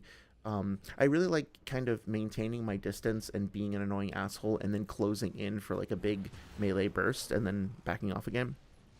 A66 really rewards close range combat. Yeah, exactly. Like honestly, it kind of does the Dark Souls thing where like in Dark Souls 2 and 3 especially, like once you get the fire longsword in Dark Souls 2 or like a longsword or a broadsword in Dark Souls 3, it's kind of hard to find like exponentially better weapons like those starter weapons or the saw cleaver in Bloodborne, right? There's a lot of really awesome weapons in Bloodborne. It makes sense to experiment with them, but honestly, like the saw cleaver, the basic ass like front of the box starting weapon, is the one that I always go back to time and time again. That feels like it's so perfectly tuned, so well balanced to be like fair and versatile and expressive and like without being too over the top or anything, that I like it just feels right. It just feels so natural. The rhythm, the cadence of it, the spread, it's like perfect. It's like one of the perfect video game weapons as far as I'm concerned. And so like I feel like in this game they tried to set you up. Well, that's the other thing we haven't talked about, right? Like they set you up very nicely with an array of weapons. There's nothing on LB, so they give you that as like a free expansion slot, so you can kind of imagine what you might put there. But then they give you a solid melee weapon, so you'll never run out of at least something. Like this is before they teach you about like boost kicks and stuff like that, right? But yeah, they always give you something. They give you a weapon that you can always rely on that is very effective. They give you a long range homing solution, and they give you like a general all purpose automatic weapon. Very versatile, kind of spreads things out very nicely and gives you a good preview of some of the core like weapon archetypes and verbs that you're gonna uh, rely on later. And for John versus Filter Copter, yeah, we'll see how this goes. It's been a while since I've gone up against this guy, and the way that I fought him in the past was pretty cheesy too. And I'm out of missiles, so yeah. So let's see. Basically, just like see. Oh right, I actually haven't practiced boosting in a minute, so I'll probably wind up dying and have to come back. So yeah, I'm out of missiles and I am taking a lot of damage. But as you can see, like I have a pretty like unga bunga approach to combat. Yes, okay. There we go, and dash in the bash. I do like the fact that the health system. Oh, I know. I keep. Sorry, I'm kind of losing my train of thought. I keep switching off my boost instead of like actually. There we go. Instead of actually like dodging. Yeah, I like the quote unquote stamina system a lot. I like the fact that you're yeah, I'm gonna fucking die. I like the fact that you have like this shared resource to use for boosting and everything else.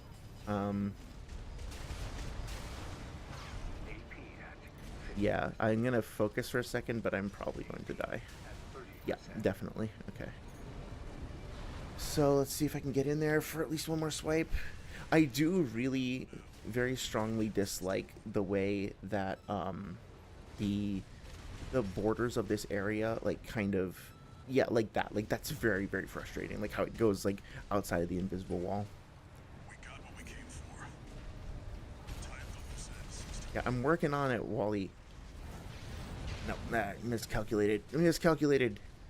Okay, here we go. Lock back on. Okay, see if I can get in under and no. No dice.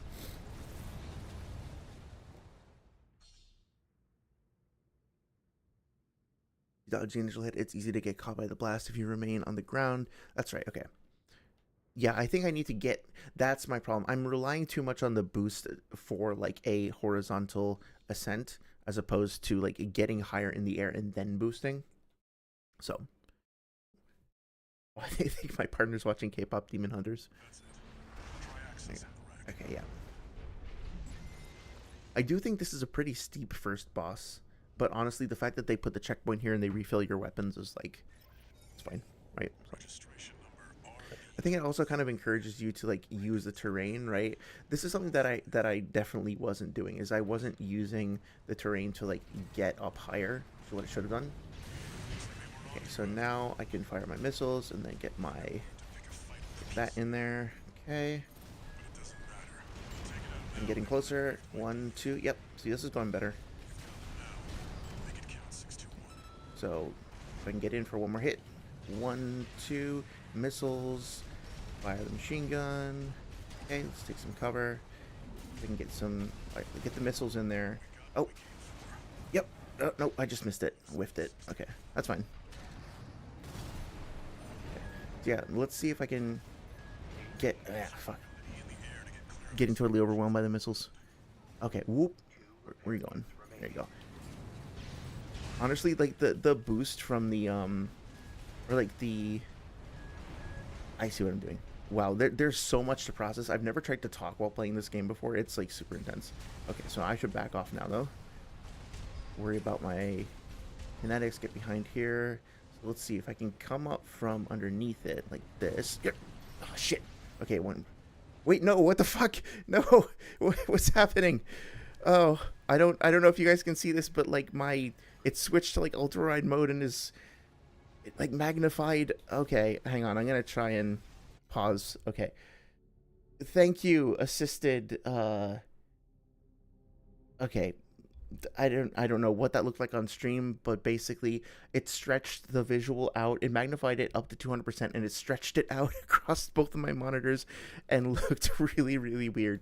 So I could like barely see anything. Okay, see if I can like salvage this. I think so. I just need to, let's see, I'll go up and then dash and then 1, 2 missiles and I think we're good. There we go. Get that slow-mo cam. Love watching all the individual parts of it like splinter and break. There's so much detail too in the destruction. Um, very very satisfying first fight. Combat helicopter is down. That's all for our work here today, 621. Here's the call sign from that license you picked up. License code Raven, extracted from AC Rec in the contaminated city. Yeah, and you know what? Like this is a very different take on like pour ceux qui viendront après, right? But you are building on like this fucked up, corroded, exhausted legacy, as opposed to in Clair Obscur where people are patching the torch with some sort of like modicum of dignity. Instead of that, um, okay, one second. I got a distracting message. Um, yeah. So one,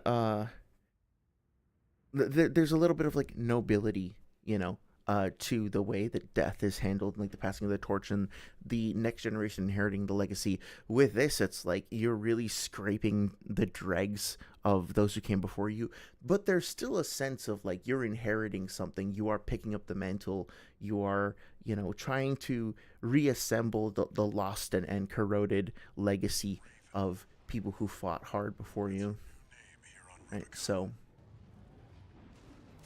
in order to become to like master this environment, you can't just violently push up against it. You have to integrate, and part of that means developing a sort of synergy with those who have come before you.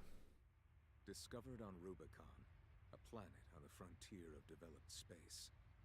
For a time, coral was a revolutionary energy resource and data conduit, poised to transform human society by leaps and bounds. Sorry for that noise. They called it the Fires of Ibis, a storm of flame that tore through the stars, leaving lethal contamination in its wake. Coral, the kindling, was thought to have been utterly consumed, forever lost. However, on Rubicon, the embers continued to burn.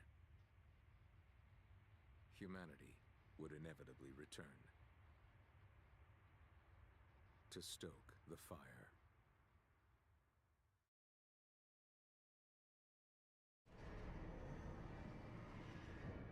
I think it's a really interesting choice as well to wait to share that information until after you've had your first mission. The rest is shaken off. Yeah, there's still plenty of rust there, but hopefully we'll continue to clear things up pretty quickly. Like, welcome back from being fucking dead. Happy to have you back. No question to ask. Just kill more stuff for us.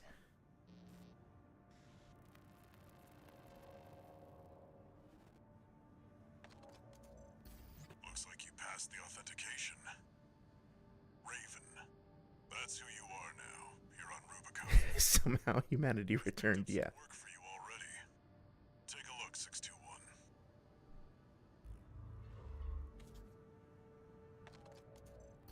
This notification follows restoral of access privileges.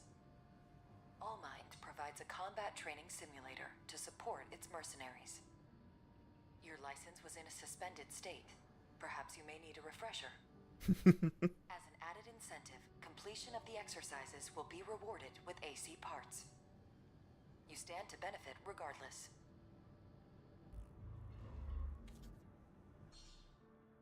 Yeah, so I think going back to like the stuff we were saying about Other M, I think this kind of does reinforce that a little bit, where it's like you're getting a message specifically saying that the feature that allows you to go on missions has been unlocked, right? So like you start off this game without even having the autonomy to choose to do your job. Basically, you have to fight to even get that basic feature. So it really feels like you're almost like, what's the expression, like building the plane as it's in flight, which is cool. And then All Mind, right? Like the voice feels like such a familiar archetype of like friendly robot AI voice lady that if you're not paying a little bit of attention, you'll probably just be like, oh, okay, this is clearly like an automated system. And I guess it is. I don't remember the exact lore, but also, if you listen closely to what she's actually saying, there's some not so subtle hints there as to maybe you should be on your guard. Like, hey, you should do this. You'll stand to benefit from it. This will be good for you too, right? Like, there's an exchange going on there, and it's like, okay, this entity that's communicating with me um didn't really seem phased by the fact that I am now undead or like re-alive, and it's just like, okay, cool, you're back, whatever. Hey, like, help me out with my totally cool VR missions and there'll be something in it for you. It's like, is this really just a benevolent like assistant, or should I be holding out for the idea that something is like maybe more not sinister, but nuance is going on here. Saria says, really random, but my biggest complaint with Palia is that there's no way to get cosmetics without money. Oh, that sucks, yeah. They should have at least some that like you can access for free, and then others that are like premium, in my opinion. Sorry for knocking the mic there. But for everything else that's free and open for a game with a bunch of friends, awesome. But Jesus Christ, I would really like to buy some of the cooler clothes, but it's fine. I just try to get creative with color schemes and skirts and shorts and hoodies. I rarely use pants. Yeah, I can understand the desire to like want to express yourself and develop like a unique style that you really resonate with. I mean, like, I was always, when I played League of Legends, which that was a dark time. Um, but yeah, when I played that game, there was something very satisfying about getting, what do you say, like getting a custom skin that really felt like there was something about it that was communicating like, this character is special to me. Like, I feel like I fell for the grift, so I feel like I shouldn't admit this or whatever, but there is something genuinely satisfying about being, okay, there's like 150 champions, there's thousands of hundreds if not thousands of skins, right? But this one is mine. There are many like it, but this one is mine. And then sortieing into Summoner's Rift and being like, hey everybody, this is my unique character and it's cool and it's mine and belongs to me. And like, obviously there's millions of other people with that same exact thing, but something about taking that step and being like, I'm committing to this purchase because it means something to me. It creates a sense of ownership. And although I think like Riot has pretty sketchy business practices, I don't like the way that they handle their storefront and their balancing around the storefront. Like, I have a lot of problems with that, and so why I don't play League. A big part of why I don't play League is like, you have to admit that they do understand the psychology of things feeling personal and the psychology of stuff like FOMO and whatever. So that they are good at what they do. I don't like what they do, but they're good at it, you know? Darth Magog says, League of Legends exists. Yeah. I mean, like, look, I'm not gonna lie. I got really addicted to that game to the point where I was basically spending all of my free time playing it for a couple months, and I was like not really sleeping well. I didn't want to like spend time with my girlfriend at the time. It was crappy. It was shitty of me, and I am not proud about like how desperately I wanted to get a win. Like, I was bad at it. Like, I'm not a good League player at all, and I played like, I think I had like a 1,500 games or something, and which I didn't accrue over the course of a couple months. It was just there was a couple of months that it was really bad, and then like and when I say addiction, I don't mean like, oh my god, I'm so addicted to Elden Ring, you guys, I can't stop playing it, so good. I mean, like, literally, I compulsively played it until like 5 in the morning, and then I would get up, like, sleep a couple hours, like sleep in the office sometimes, like in a side room or whatever, and then I would just like show up quote unquote early to work, and then I would just keep playing and like play at lunch or whatever. It was bad. And then, I genuinely would like, I would close my eyes at night to try to go to sleep, and then I would just keep seeing like UI interface stuff like in my field of vision, so to speak. it was actually kind of scary, like how deep it got into my head. So I had to basically like go to my girlfriend and be like, I can see what this is doing to me and also to you. Like, change. Here's my password. Like, change it. Like, don't ever give me like like I had to like ask for an intervention, and that kind of opened my eyes to like like people can blow off video game addiction as being, well, it's not real addiction because it's just a video game. It's like, no, no, no, no, like it can be literally physically chemically addictive, and it can have a really bad effect on you if you don't manage that right. So but I know for a fact, because I interviewed there, that Riot specifically hired people uh like this data psychological researcher who was um who like got offered a tenure track position at Harvard, and they poached him because they were like, I think I told the story before, right? Like I went to interview there,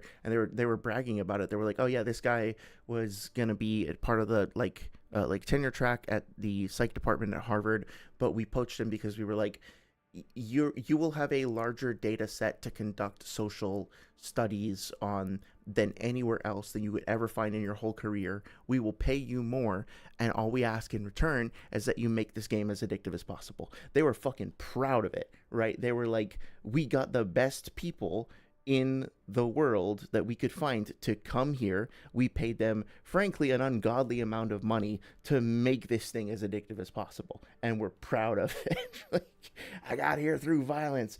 I'm thankful for it. That was their whole ethos.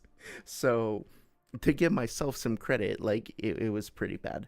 Um, I don't know why I was talking about this. I think, oh yeah, because I wanted to say that, like, just being candid about shit. I remember playing for like 8 or 10 hours in a given day, and then it was like 4 o'clock in the morning. I was doing terribly. I was like on a 20 loss win streak, and sorry, a 20 run loss streak or whatever. And I was playing as Warwick in the fucking like Halloween themed map or whatever, back when they still had that. And I remember finally getting one game where I got like I went 10-2 or something like that, which is not even a great spread, but it like felt decent for me.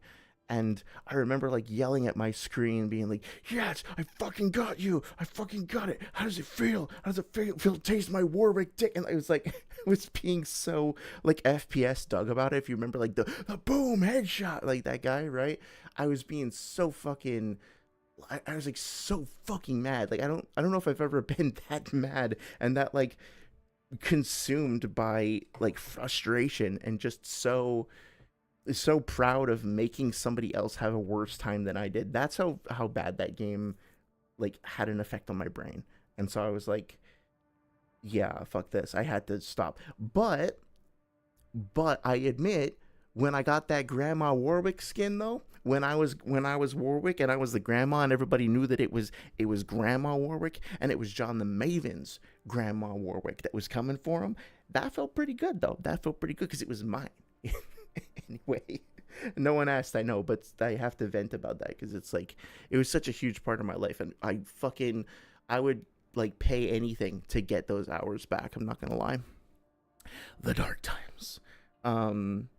Sorry, I said, funny enough, after getting in Star Wars, I don't mind Poe's some Palpatine return, because from their perspectives, they don't know how he returned, so it's a very reasonable thing to say. And going through the movies and reading the books, the return seemed pretty par for the course, though you have to make tremendous leaps of nuance to connect the dots.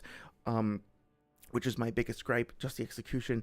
Yeah, honestly, like, I don't mind that. The idea, the way that they presented, like, not knowing much about the series really, the way that Palpatine's shit felt to me was like he was such an advanced Sith lord or user of the Force or whatever, that essentially he just existed in a framework, so to speak, that was superior to what other people understood. He was almost like, not exactly eldritch, but he had become more of a force of nature, or was more tuned into like the natural power of the Force than your average Jedi or Sith.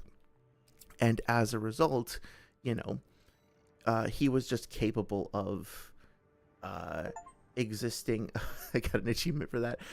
Existing in a way that kind of like broke the rules. And I was like, okay, that's just something he can do. That didn't really annoy me. What did annoy me was the whole, I'm not going to spend too much time on this, I'm just checking it out. What did kind of annoy me though was the fucking, yeah, this is a very powerful customization engine, by the way.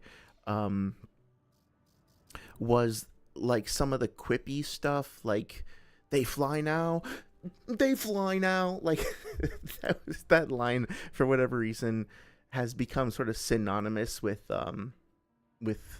Star Wars critique almost, or like fatigue with modern Star Wars. So yeah, it's kind of cool that you can play through previous missions to get better results and get money in practice. And to pilot an AC, master fundamental batting techniques in the training menu.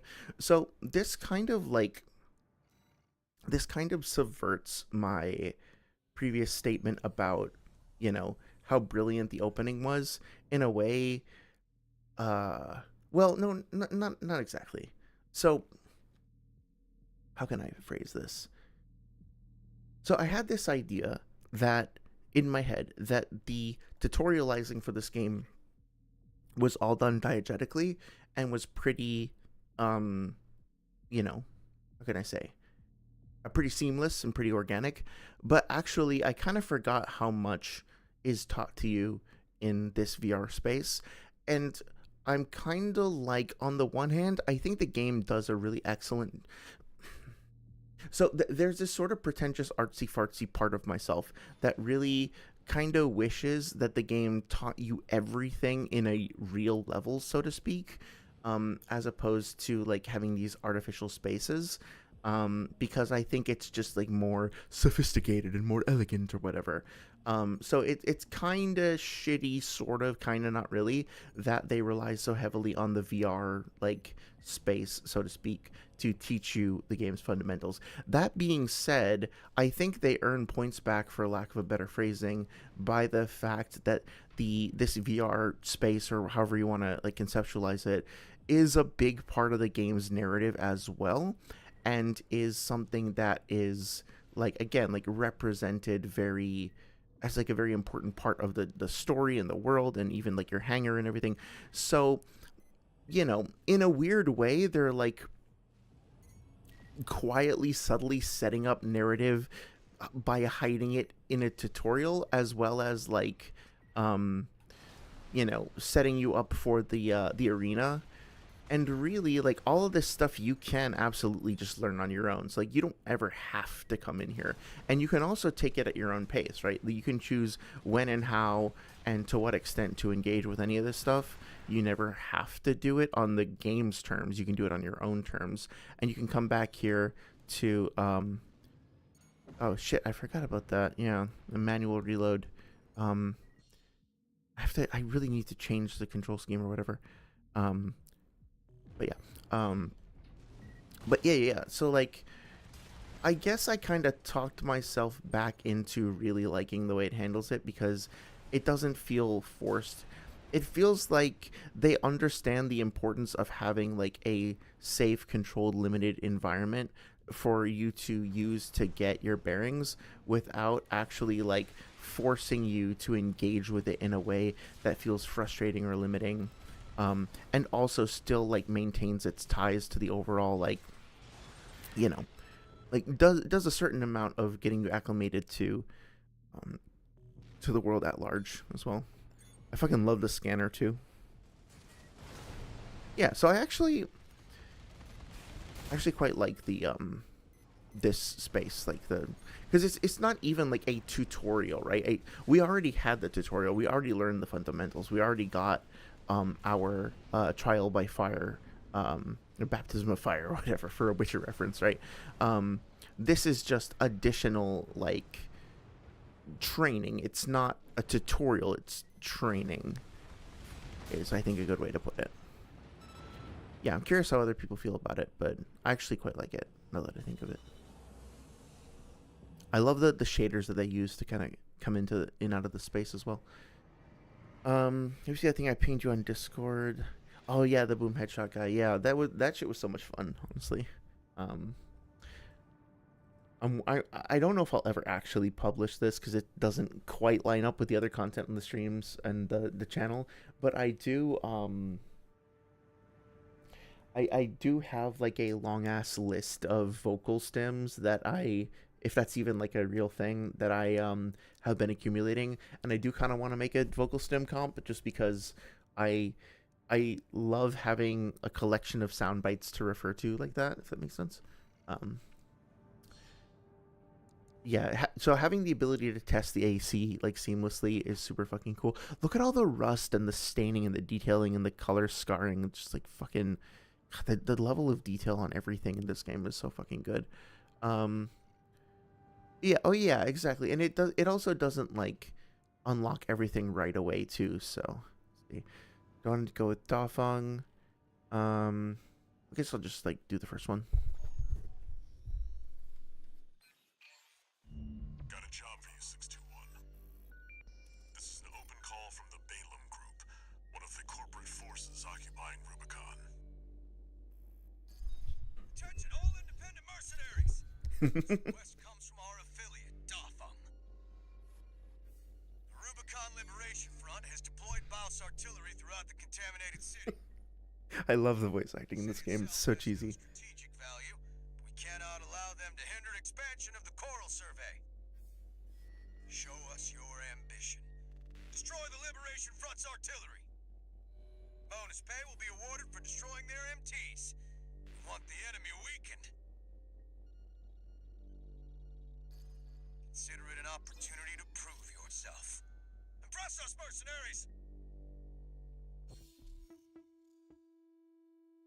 With that little like static beeping after the briefing is so cool. I fucking love the sound design in this game too. Military man is military. Yeah, but also there's like a certain kind of over the top glory to it. I wonder, actually, I've never played the game in Japanese. If there is like a Japanese dub that I can access, I might want to try that, because I honestly, like, it's a lot of fun, but it does kind of distract from the atmosphere. Got a job for you, 621. I know they aren't arc words, but I'm sorry, I'm not sure what you mean by arc words, but it does feel like, I don't know, there's something about that delivery that I really do enjoy, though. But yeah, every time that announcer says Dafeng, I think he's saying "da fuck." So he's like, "Da fuck, the balls artillery is firing at us again." Fucking, due to the interference of the RLF, our artillery has come down with a case of ligma, and we need you to get in there and clear it up, 621. Oh, there is, you can change the voice in the settings. Okay, I'm gonna get that sorted, I think. As long as it gets done. Oh shit, yeah. The Transformers games. Are you talking about like Rise of Cybertron? Is that what it was called? Or Fall of Cybertron, something like that. I think I played that around the time the movies were coming out. It was pretty good, if I remember correctly. Yeah, it was like Platinum Games, right? They always make good shit. Have you played Vanquish? That's a game that feels like similar to this in some of its DNA. I actually got like a Vanquish Bayonetta double like Blu-ray thing. God, I need to know what that sound design is. Like, after you destroy something with the blade, there's like this screaming vocal element that's like, I can't really imitate it very well, but yeah. And the alarm sound as well, the reep, like that, like the sound design is like so expert. The front is protected. You're up against mass-produced MTs. Eliminate them as necessary. I think it's honestly smart to send you back into the same level as before, because it seeds the idea, or like it helps support the narrative that there is an ongoing conflict here that you're just kind of like stumbling into, right? just just because you cleared what you were looking to do in this area doesn't mean that there isn't more important shit going on. So you get to spend more time in this area. It's a very well like conceived and designed area, and so the fact that they would bring you back to it, I know it can feel like recycling, but to me it doesn't. It feels like they're really just trying to get the most out of the tile set and like the this part of the game that they created, right? I also feel like there's an aspect to this game that kind of feels almost like a rhythm game where you start to get a sense of like, okay, like when those alert beeps come in, it's like beep beep, and then if you time your dodge to basically be um, to coincide with where the third beep might occur numerically, if that makes sense. Like, oh shit, you sorry, it's hard to stay focused and keep talking. But yeah, if you imagine that you press the button in a rhythm game like where a third beep would happen, like to the beat, it feels really satisfying, and it feels like the game is kind of trying to use the rhythm and cadence um of that to give you a chance to just like, even if you can't see the attack, you can start to memorize the interval between beep 1, beep 2, and when the attack should be landing on you, so you can just kind of go off the sound of it alone, which is really cool.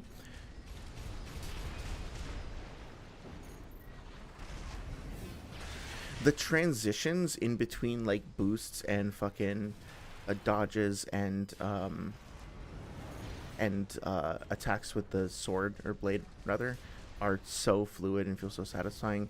Like just doing this 1, 2, 3, 4 is like one of my favorite things to do in a game. Period. It just feels there's a rhythm to it, right? And once you start to like get into the hang of it, into the swing of it, it feels like you're hitting like when you get it down perfectly, it feels like you're hitting like a perfect solo in Guitar Hero or something. It's like 1, 2, 3, like you get the efficiency down. It's so good. It's like you know what it's kind of like? It's like Thumper. Thumper is one of the most viscerally satisfying games I've ever played when you actually get like a string of attacks done correctly, or of notes done correctly rather. It's just that thump of how everything connects. I also love the fact that they just use like little chevrons and squares on the bottom of your screen to help you identify targets. It's very simple, very intuitive, very fast, streamlined. Audio mixing is fantastic overall. Music is like so atmospheric and haunting and chilling. It feels like old and modern at the same time, if that makes sense. I'm obviously playing like extremely inefficiently because I'm like, gabbing the whole fucking time. I also tend to, it's kind of funny going back to the conversations we had about like playing like Feeble King, talking about how disorienting it is to play Dark Souls 2, and like the game teaches you to lock on, but then you're supposed to like take your lock off, toggle it on and off. Like, how does that even work? The game doesn't tell you to do that. It's like, yeah, you kind of have, you don't have to play like locked off in this game. You can definitely use target lock, and I usually do during bosses, but a lot of times, like if you want to be fully maneuverable and have full control, like you kind of gotta know when to use it and not to use it. And like I pretty rarely use it if I'm just like doing random exploration and like killing mobs and stuff, because it just feels so much better to have like the full versatile control and not have your camera locked. But it's like it's a much more like active camera management experience compared to something like Sekiro or whatnot, right? And it's a whole like new almost language that you have to learn. It took me a while for the game to feel intuitive. It almost kind of felt like learning a new instrument, honestly. Like I might be overselling it a little or like exaggerating a little, but not by much, because once you start to like develop you start to recognize like the spacing between attacks and stuff. It really does feel like a rhythm game. Like you're waiting for the bass drop, or you're waiting for like, this is the snare, this is the kick, and you it feels super satisfying if you can get everything to fall perfectly on rhythm. And so much of the game, like, you can wind up navigating and just feeling out by listening to the sounds and timing things to the beat, so to speak, that it's like, yeah, I don't know. I feel like I would love to see data on like whether people who have experience playing rhythm games find it easier to get into this game, or find like some overlap, just like neuro speaking. I mean, obviously, the same could probably be said of like parry systems, right? Like if you're used to playing games that have long chains of responding to inputs at precise times, that is, I mean, like, this is getting kind of fruity, I guess, but like when you could technically describe fucking Guitar Hero as an extremely elaborate chain of parrying to music. When you think about like what you're actually doing in terms of responding to the stimulus and then pressing a button in something like Clair Obscur, especially, unfortunately, I did see a clip that came up on my YouTube like shorts that kind of spoiled Simon Divergent Star. Not much. I just happened to see like one attack, and I guess now it's spoiled for me that there is another fucking phase after all that. But like when you look at like how many attacks are coming out and how quickly and how people have to parry that shit, it's like, yeah, this is literally a rhythm game, right? You have to kind of get the rhythm down. Oh, my partner just texted me being like, apparently K-pop Demon Hunters is mandatory viewing, so we're gonna have a K-pop Demon Punter. Yeah, we're gonna have a K-pop Demon Kicker watch party sometime soon. This is a notification from Allmind, the mercenary support system. Registration number RB23, call sign Raven. Your return to mercenary activities has been acknowledged. Restoring access to the parts shop. Mm-hmm. Yeah, so compared to like AC4, if I remember correctly, where you get access to a lot of different parts right away, I think this game does a good job of like, so before you get a chance to buy anything, first you get a chance to just like see all the individual components and like have them like highlighted and singled out, and you can get a sense of like what each of these things do before you even start worrying about like what to customize. If you do your first training, so right now your AC is kind of like missing a part, I guess you could say. There are two things that are missing. There are two things that have nothing in them, right? The first is the L-back unit. You don't have anything in there right now. And the second is actually, yeah, I can actually put this on the L-back.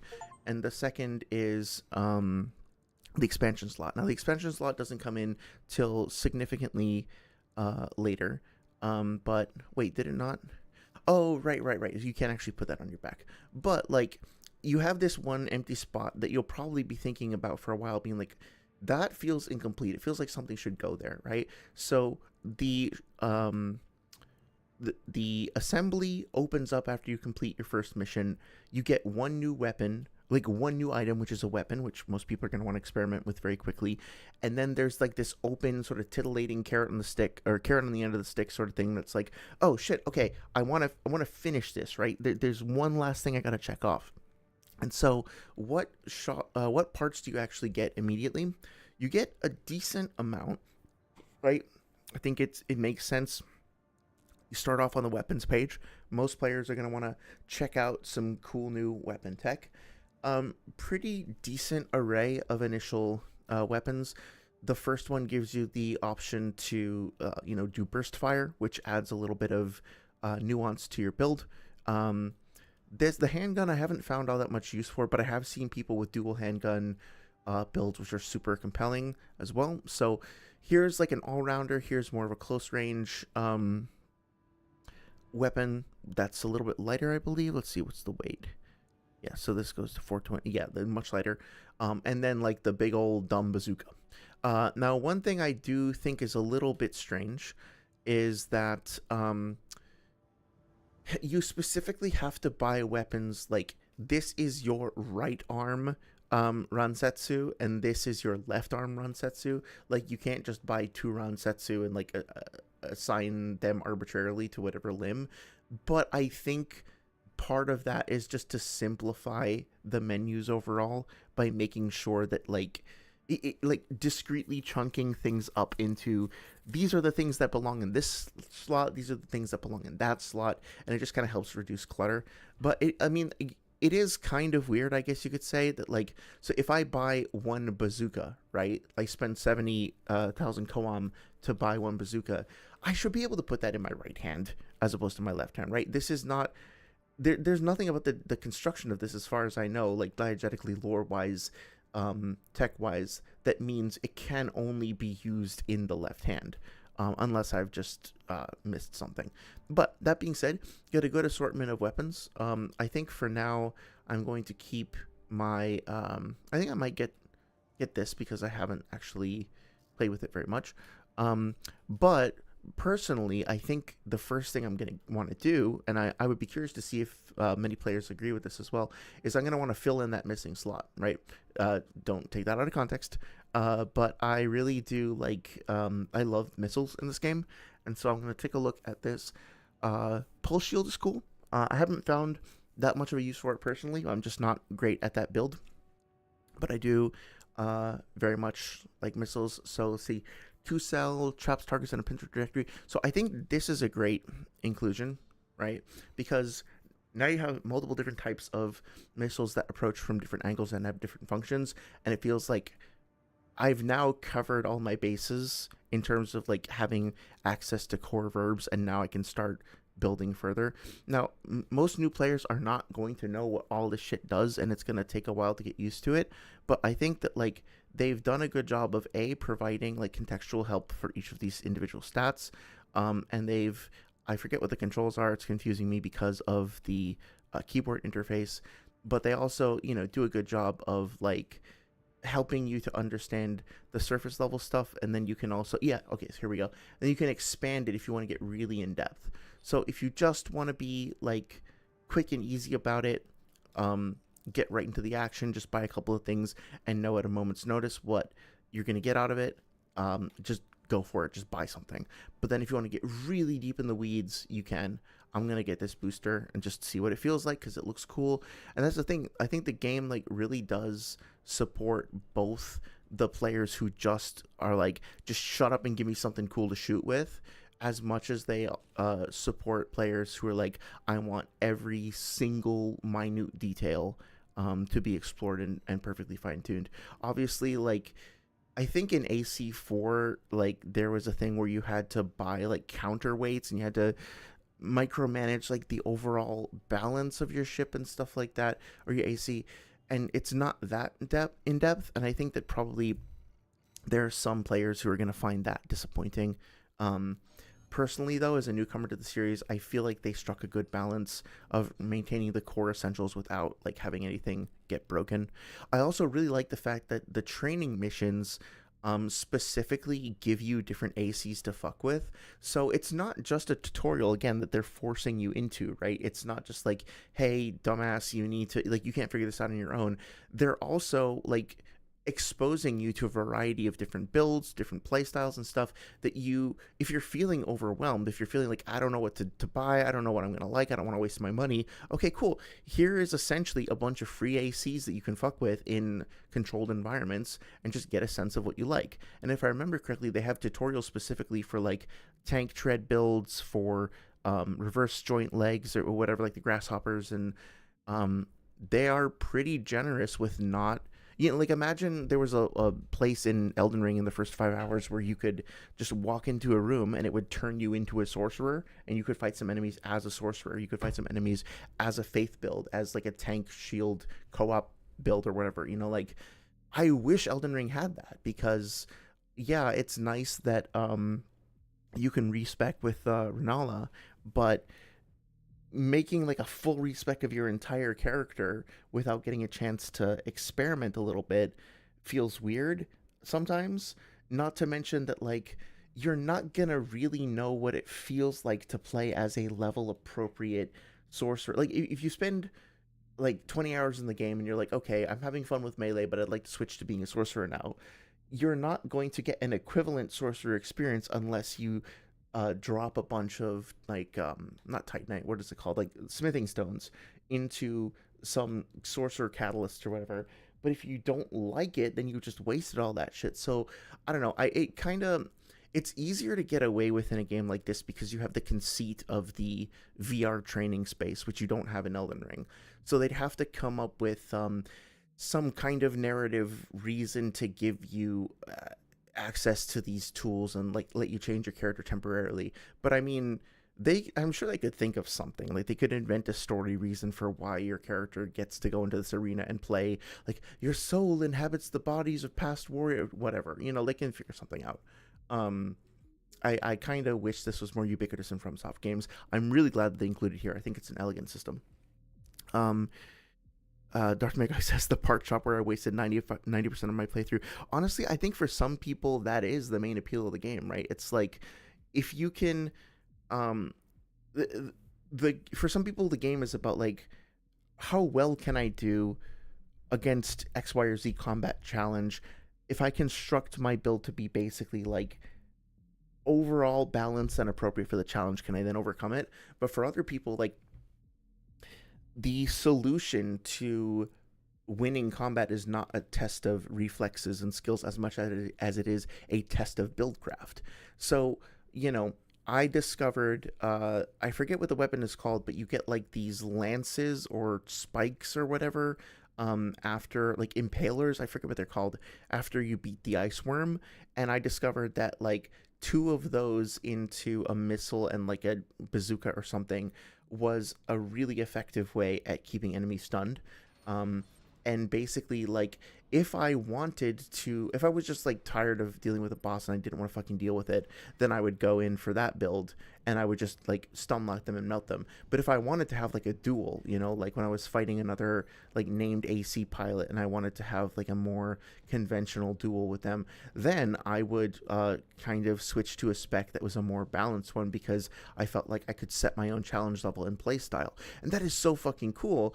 The fact that you have all of the parts here and you don't have to upgrade them with Titanite or whatever, it just it makes it so much more fluid and easy for you to swap out your build.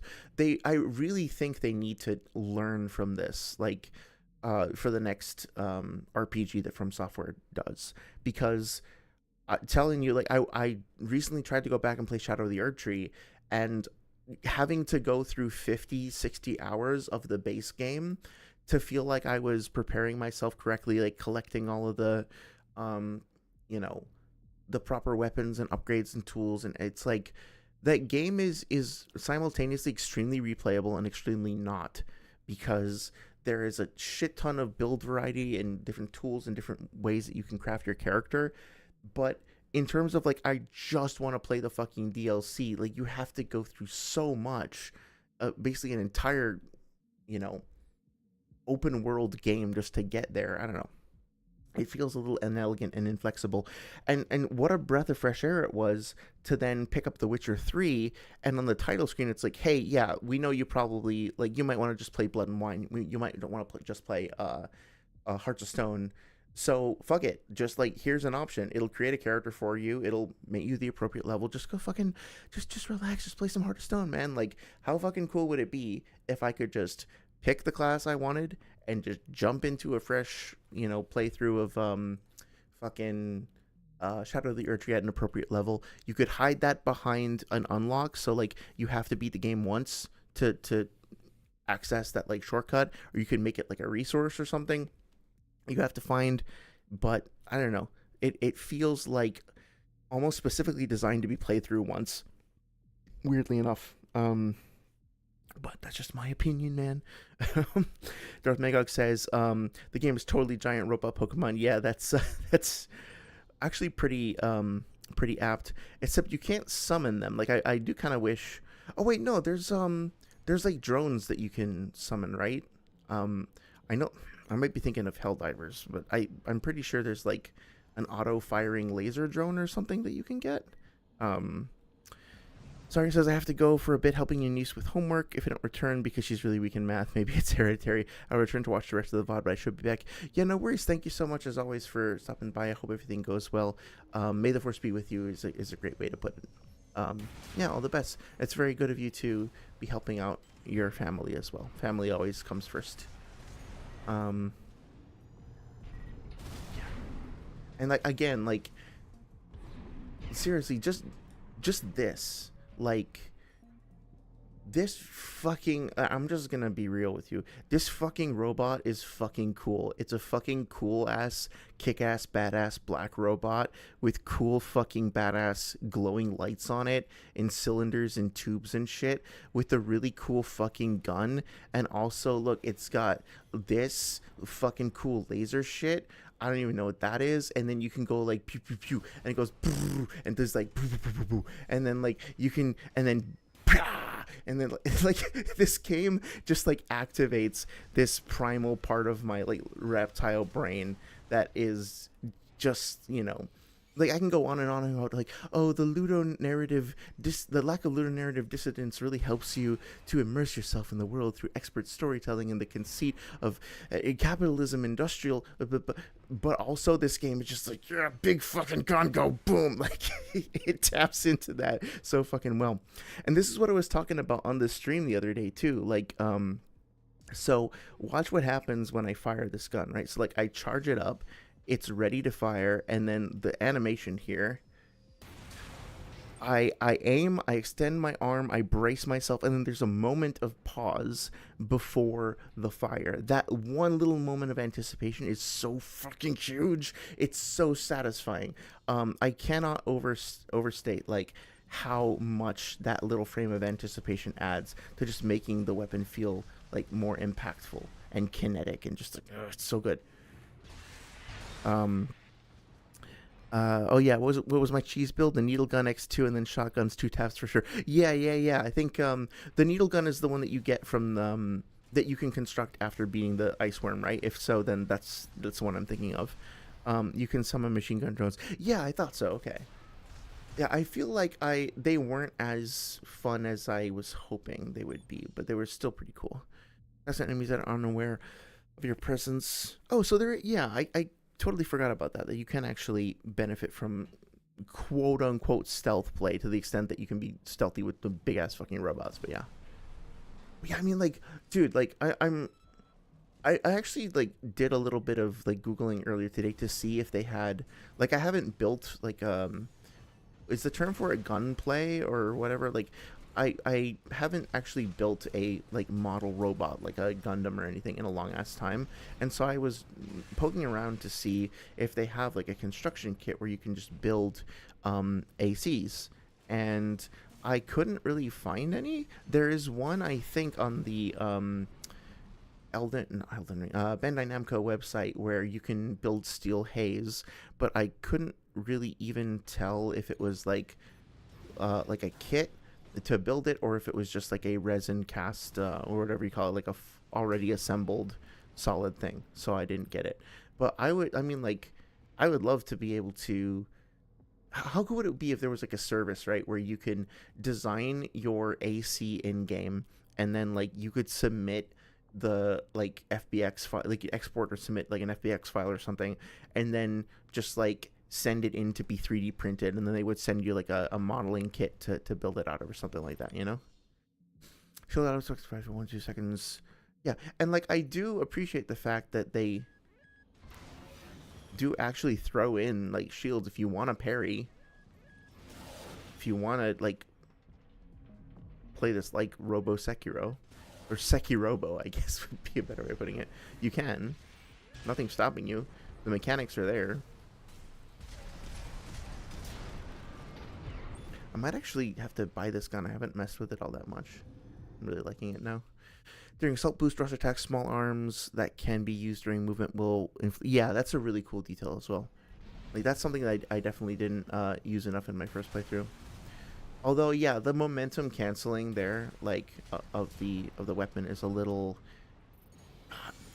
Honestly, no, it's so fucking cool. Like, watch this. Like, charged up.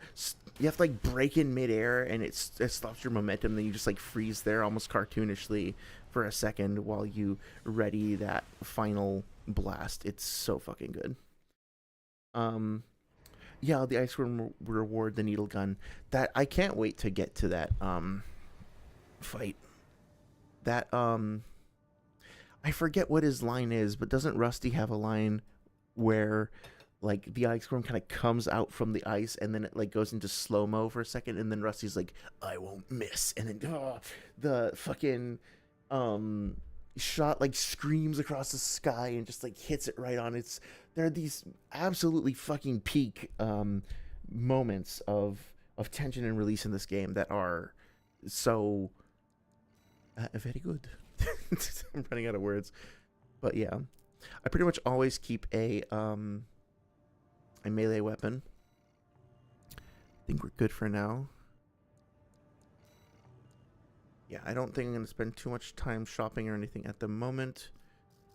I think let's do one more mission, and then I think we're gonna call it for tonight. It seems like a good stopping point. But yeah, this has been a lot of fun. I am curious to know if people would like to stick with this game for a little while. I don't have anything else queued up. I would like to play through like some Zelda games. Like I'd like to try out Ship of Harkinian and some other ideas that I have. But I'm happy to keep going with this for a couple of weeks if people are enjoying it. Let me know in the comments, and also Magog, let me know if you're having fun with this. I'd be happy to keep it going. The charge attack on the handguns reminded me of Yusuke's spirit gun from Yu Yu Hakusho. Or Hakusho. I still haven't seen that. Would you recommend it? You think it's like something a Naruto nerd would kind of glom onto, so to speak? To all independent mercenaries, this request comes from Schneider of the Archibald's Group. The operation will take place in Grid 135, Southern Belius. Your objective is to destroy an MT squad sent by Dafeng, a Balaam company, and a competitor.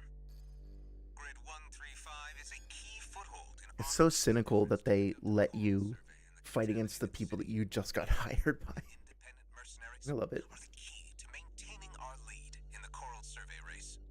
The Archibald's Group looks forward to news of your success. Like, what better way to And happy hunting. immerse you in the conflict and let you come to your own conclusions about it than by letting you literally fight from both perspectives, right? Are you having a blast? Okay, good. I'm glad. You've got ID.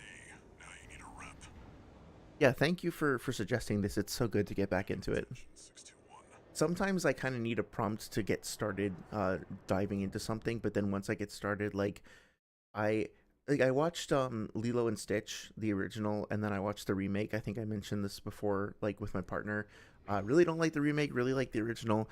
But I started to try to write down why I didn't like the remake. In order to do that justice, I had to go back and rewatch the original again, and I just started writing down like all the things I liked about it, and realized that the more I said, the more I realized that there were things that I liked that I hadn't even really fully concretized, if that makes sense. Like, I was just the exercise of trying to explain it helped me like it even more, if that makes sense. They're just mass-produced MTs. Wipe them out, 621. God, I love how fucking fluid the motion is in this game as well. There we go. If I can actually not make myself a liar with my own movements here. Oh yeah, I'm not sure how much time you spend on like, oh wait, my other fucking missiles, obviously, on Naruto stuff these days, but I would be curious, or actually, I was gonna ask you a question, but I think I'll wait till Sunday, Naruto stuff. 621, wait.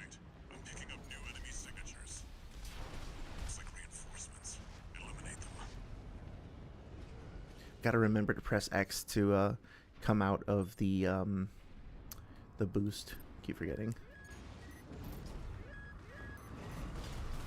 There we go. Now I'm starting to get the feel of it again. Oop, oop, out of the way, please.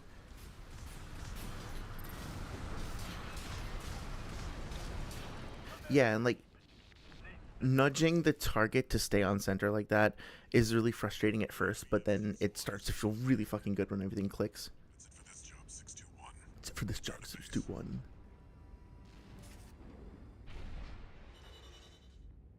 So it's like exhausting though, like in a good way, but this game is sort of hard to binge because it's like it's so twitchy, you know. It's like I can't play for as long as Elden Ring or whatever because I'm like constantly like, I don't know, just micromanaging like every part of the controller.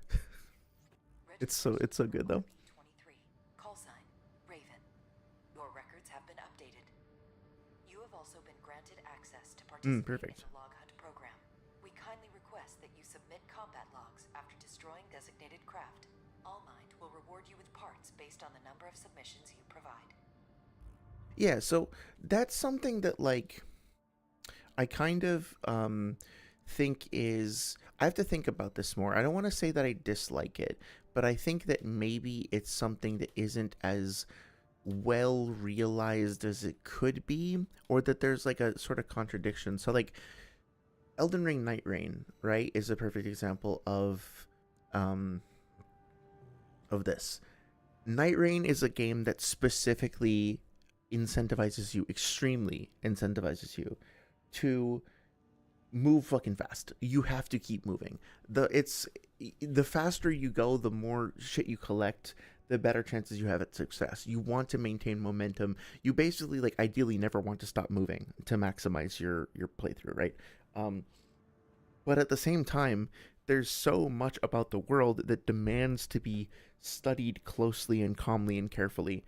I think that game, that Night Rain, is screaming for an offline, like casual exploration mode or something like that, right? It's just like I really would love to just be able to exist in the space and enjoy the atmosphere and everything, and just explore it like without having to deal with the pressure of like the Fortnite barrier closing in on me or whatever else. That would be amazing. And so it's like a weird contradiction, right? Like there's a game that demands that you go as fast as possible, but also demands that you stop and smell the roses. And so I think it's great that this game actively encourages you to explore and to look for things to collect and to be cognizant of your surroundings, but also it doesn't really feel like slow, careful, methodical searching and exploration is really on brand with the rest of the experience that the game is trying to cultivate.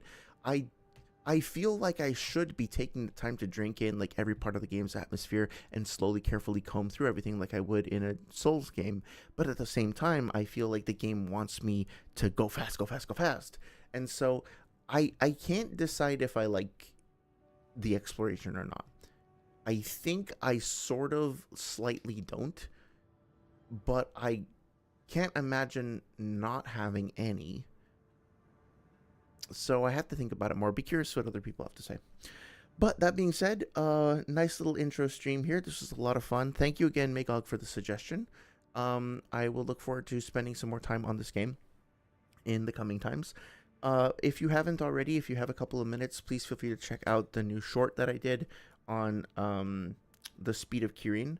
That is on the shorts section, obviously. And then I also threw up a quick web page to share some translations that I'm having commissioned, or that I'm commissioning rather, for better understanding the data books.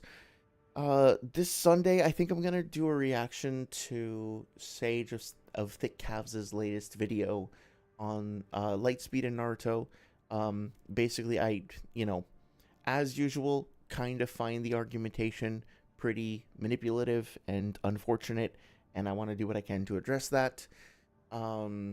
Maybe incurious is just another way to put it, right? It's the same stuff we've talked about in the past, but it's just like again with this. I want to try to do what I can to contribute to the conversation positively. That being said, I hope you have a great week. I know things have been a little stressful on your end, Magog. I hope that you're able to, that you get a reprieve from that and you're able to chill and enjoy some better times in the near future. Thank you for spending time with us this evening, and have a great day and rest of your week. Bye-bye.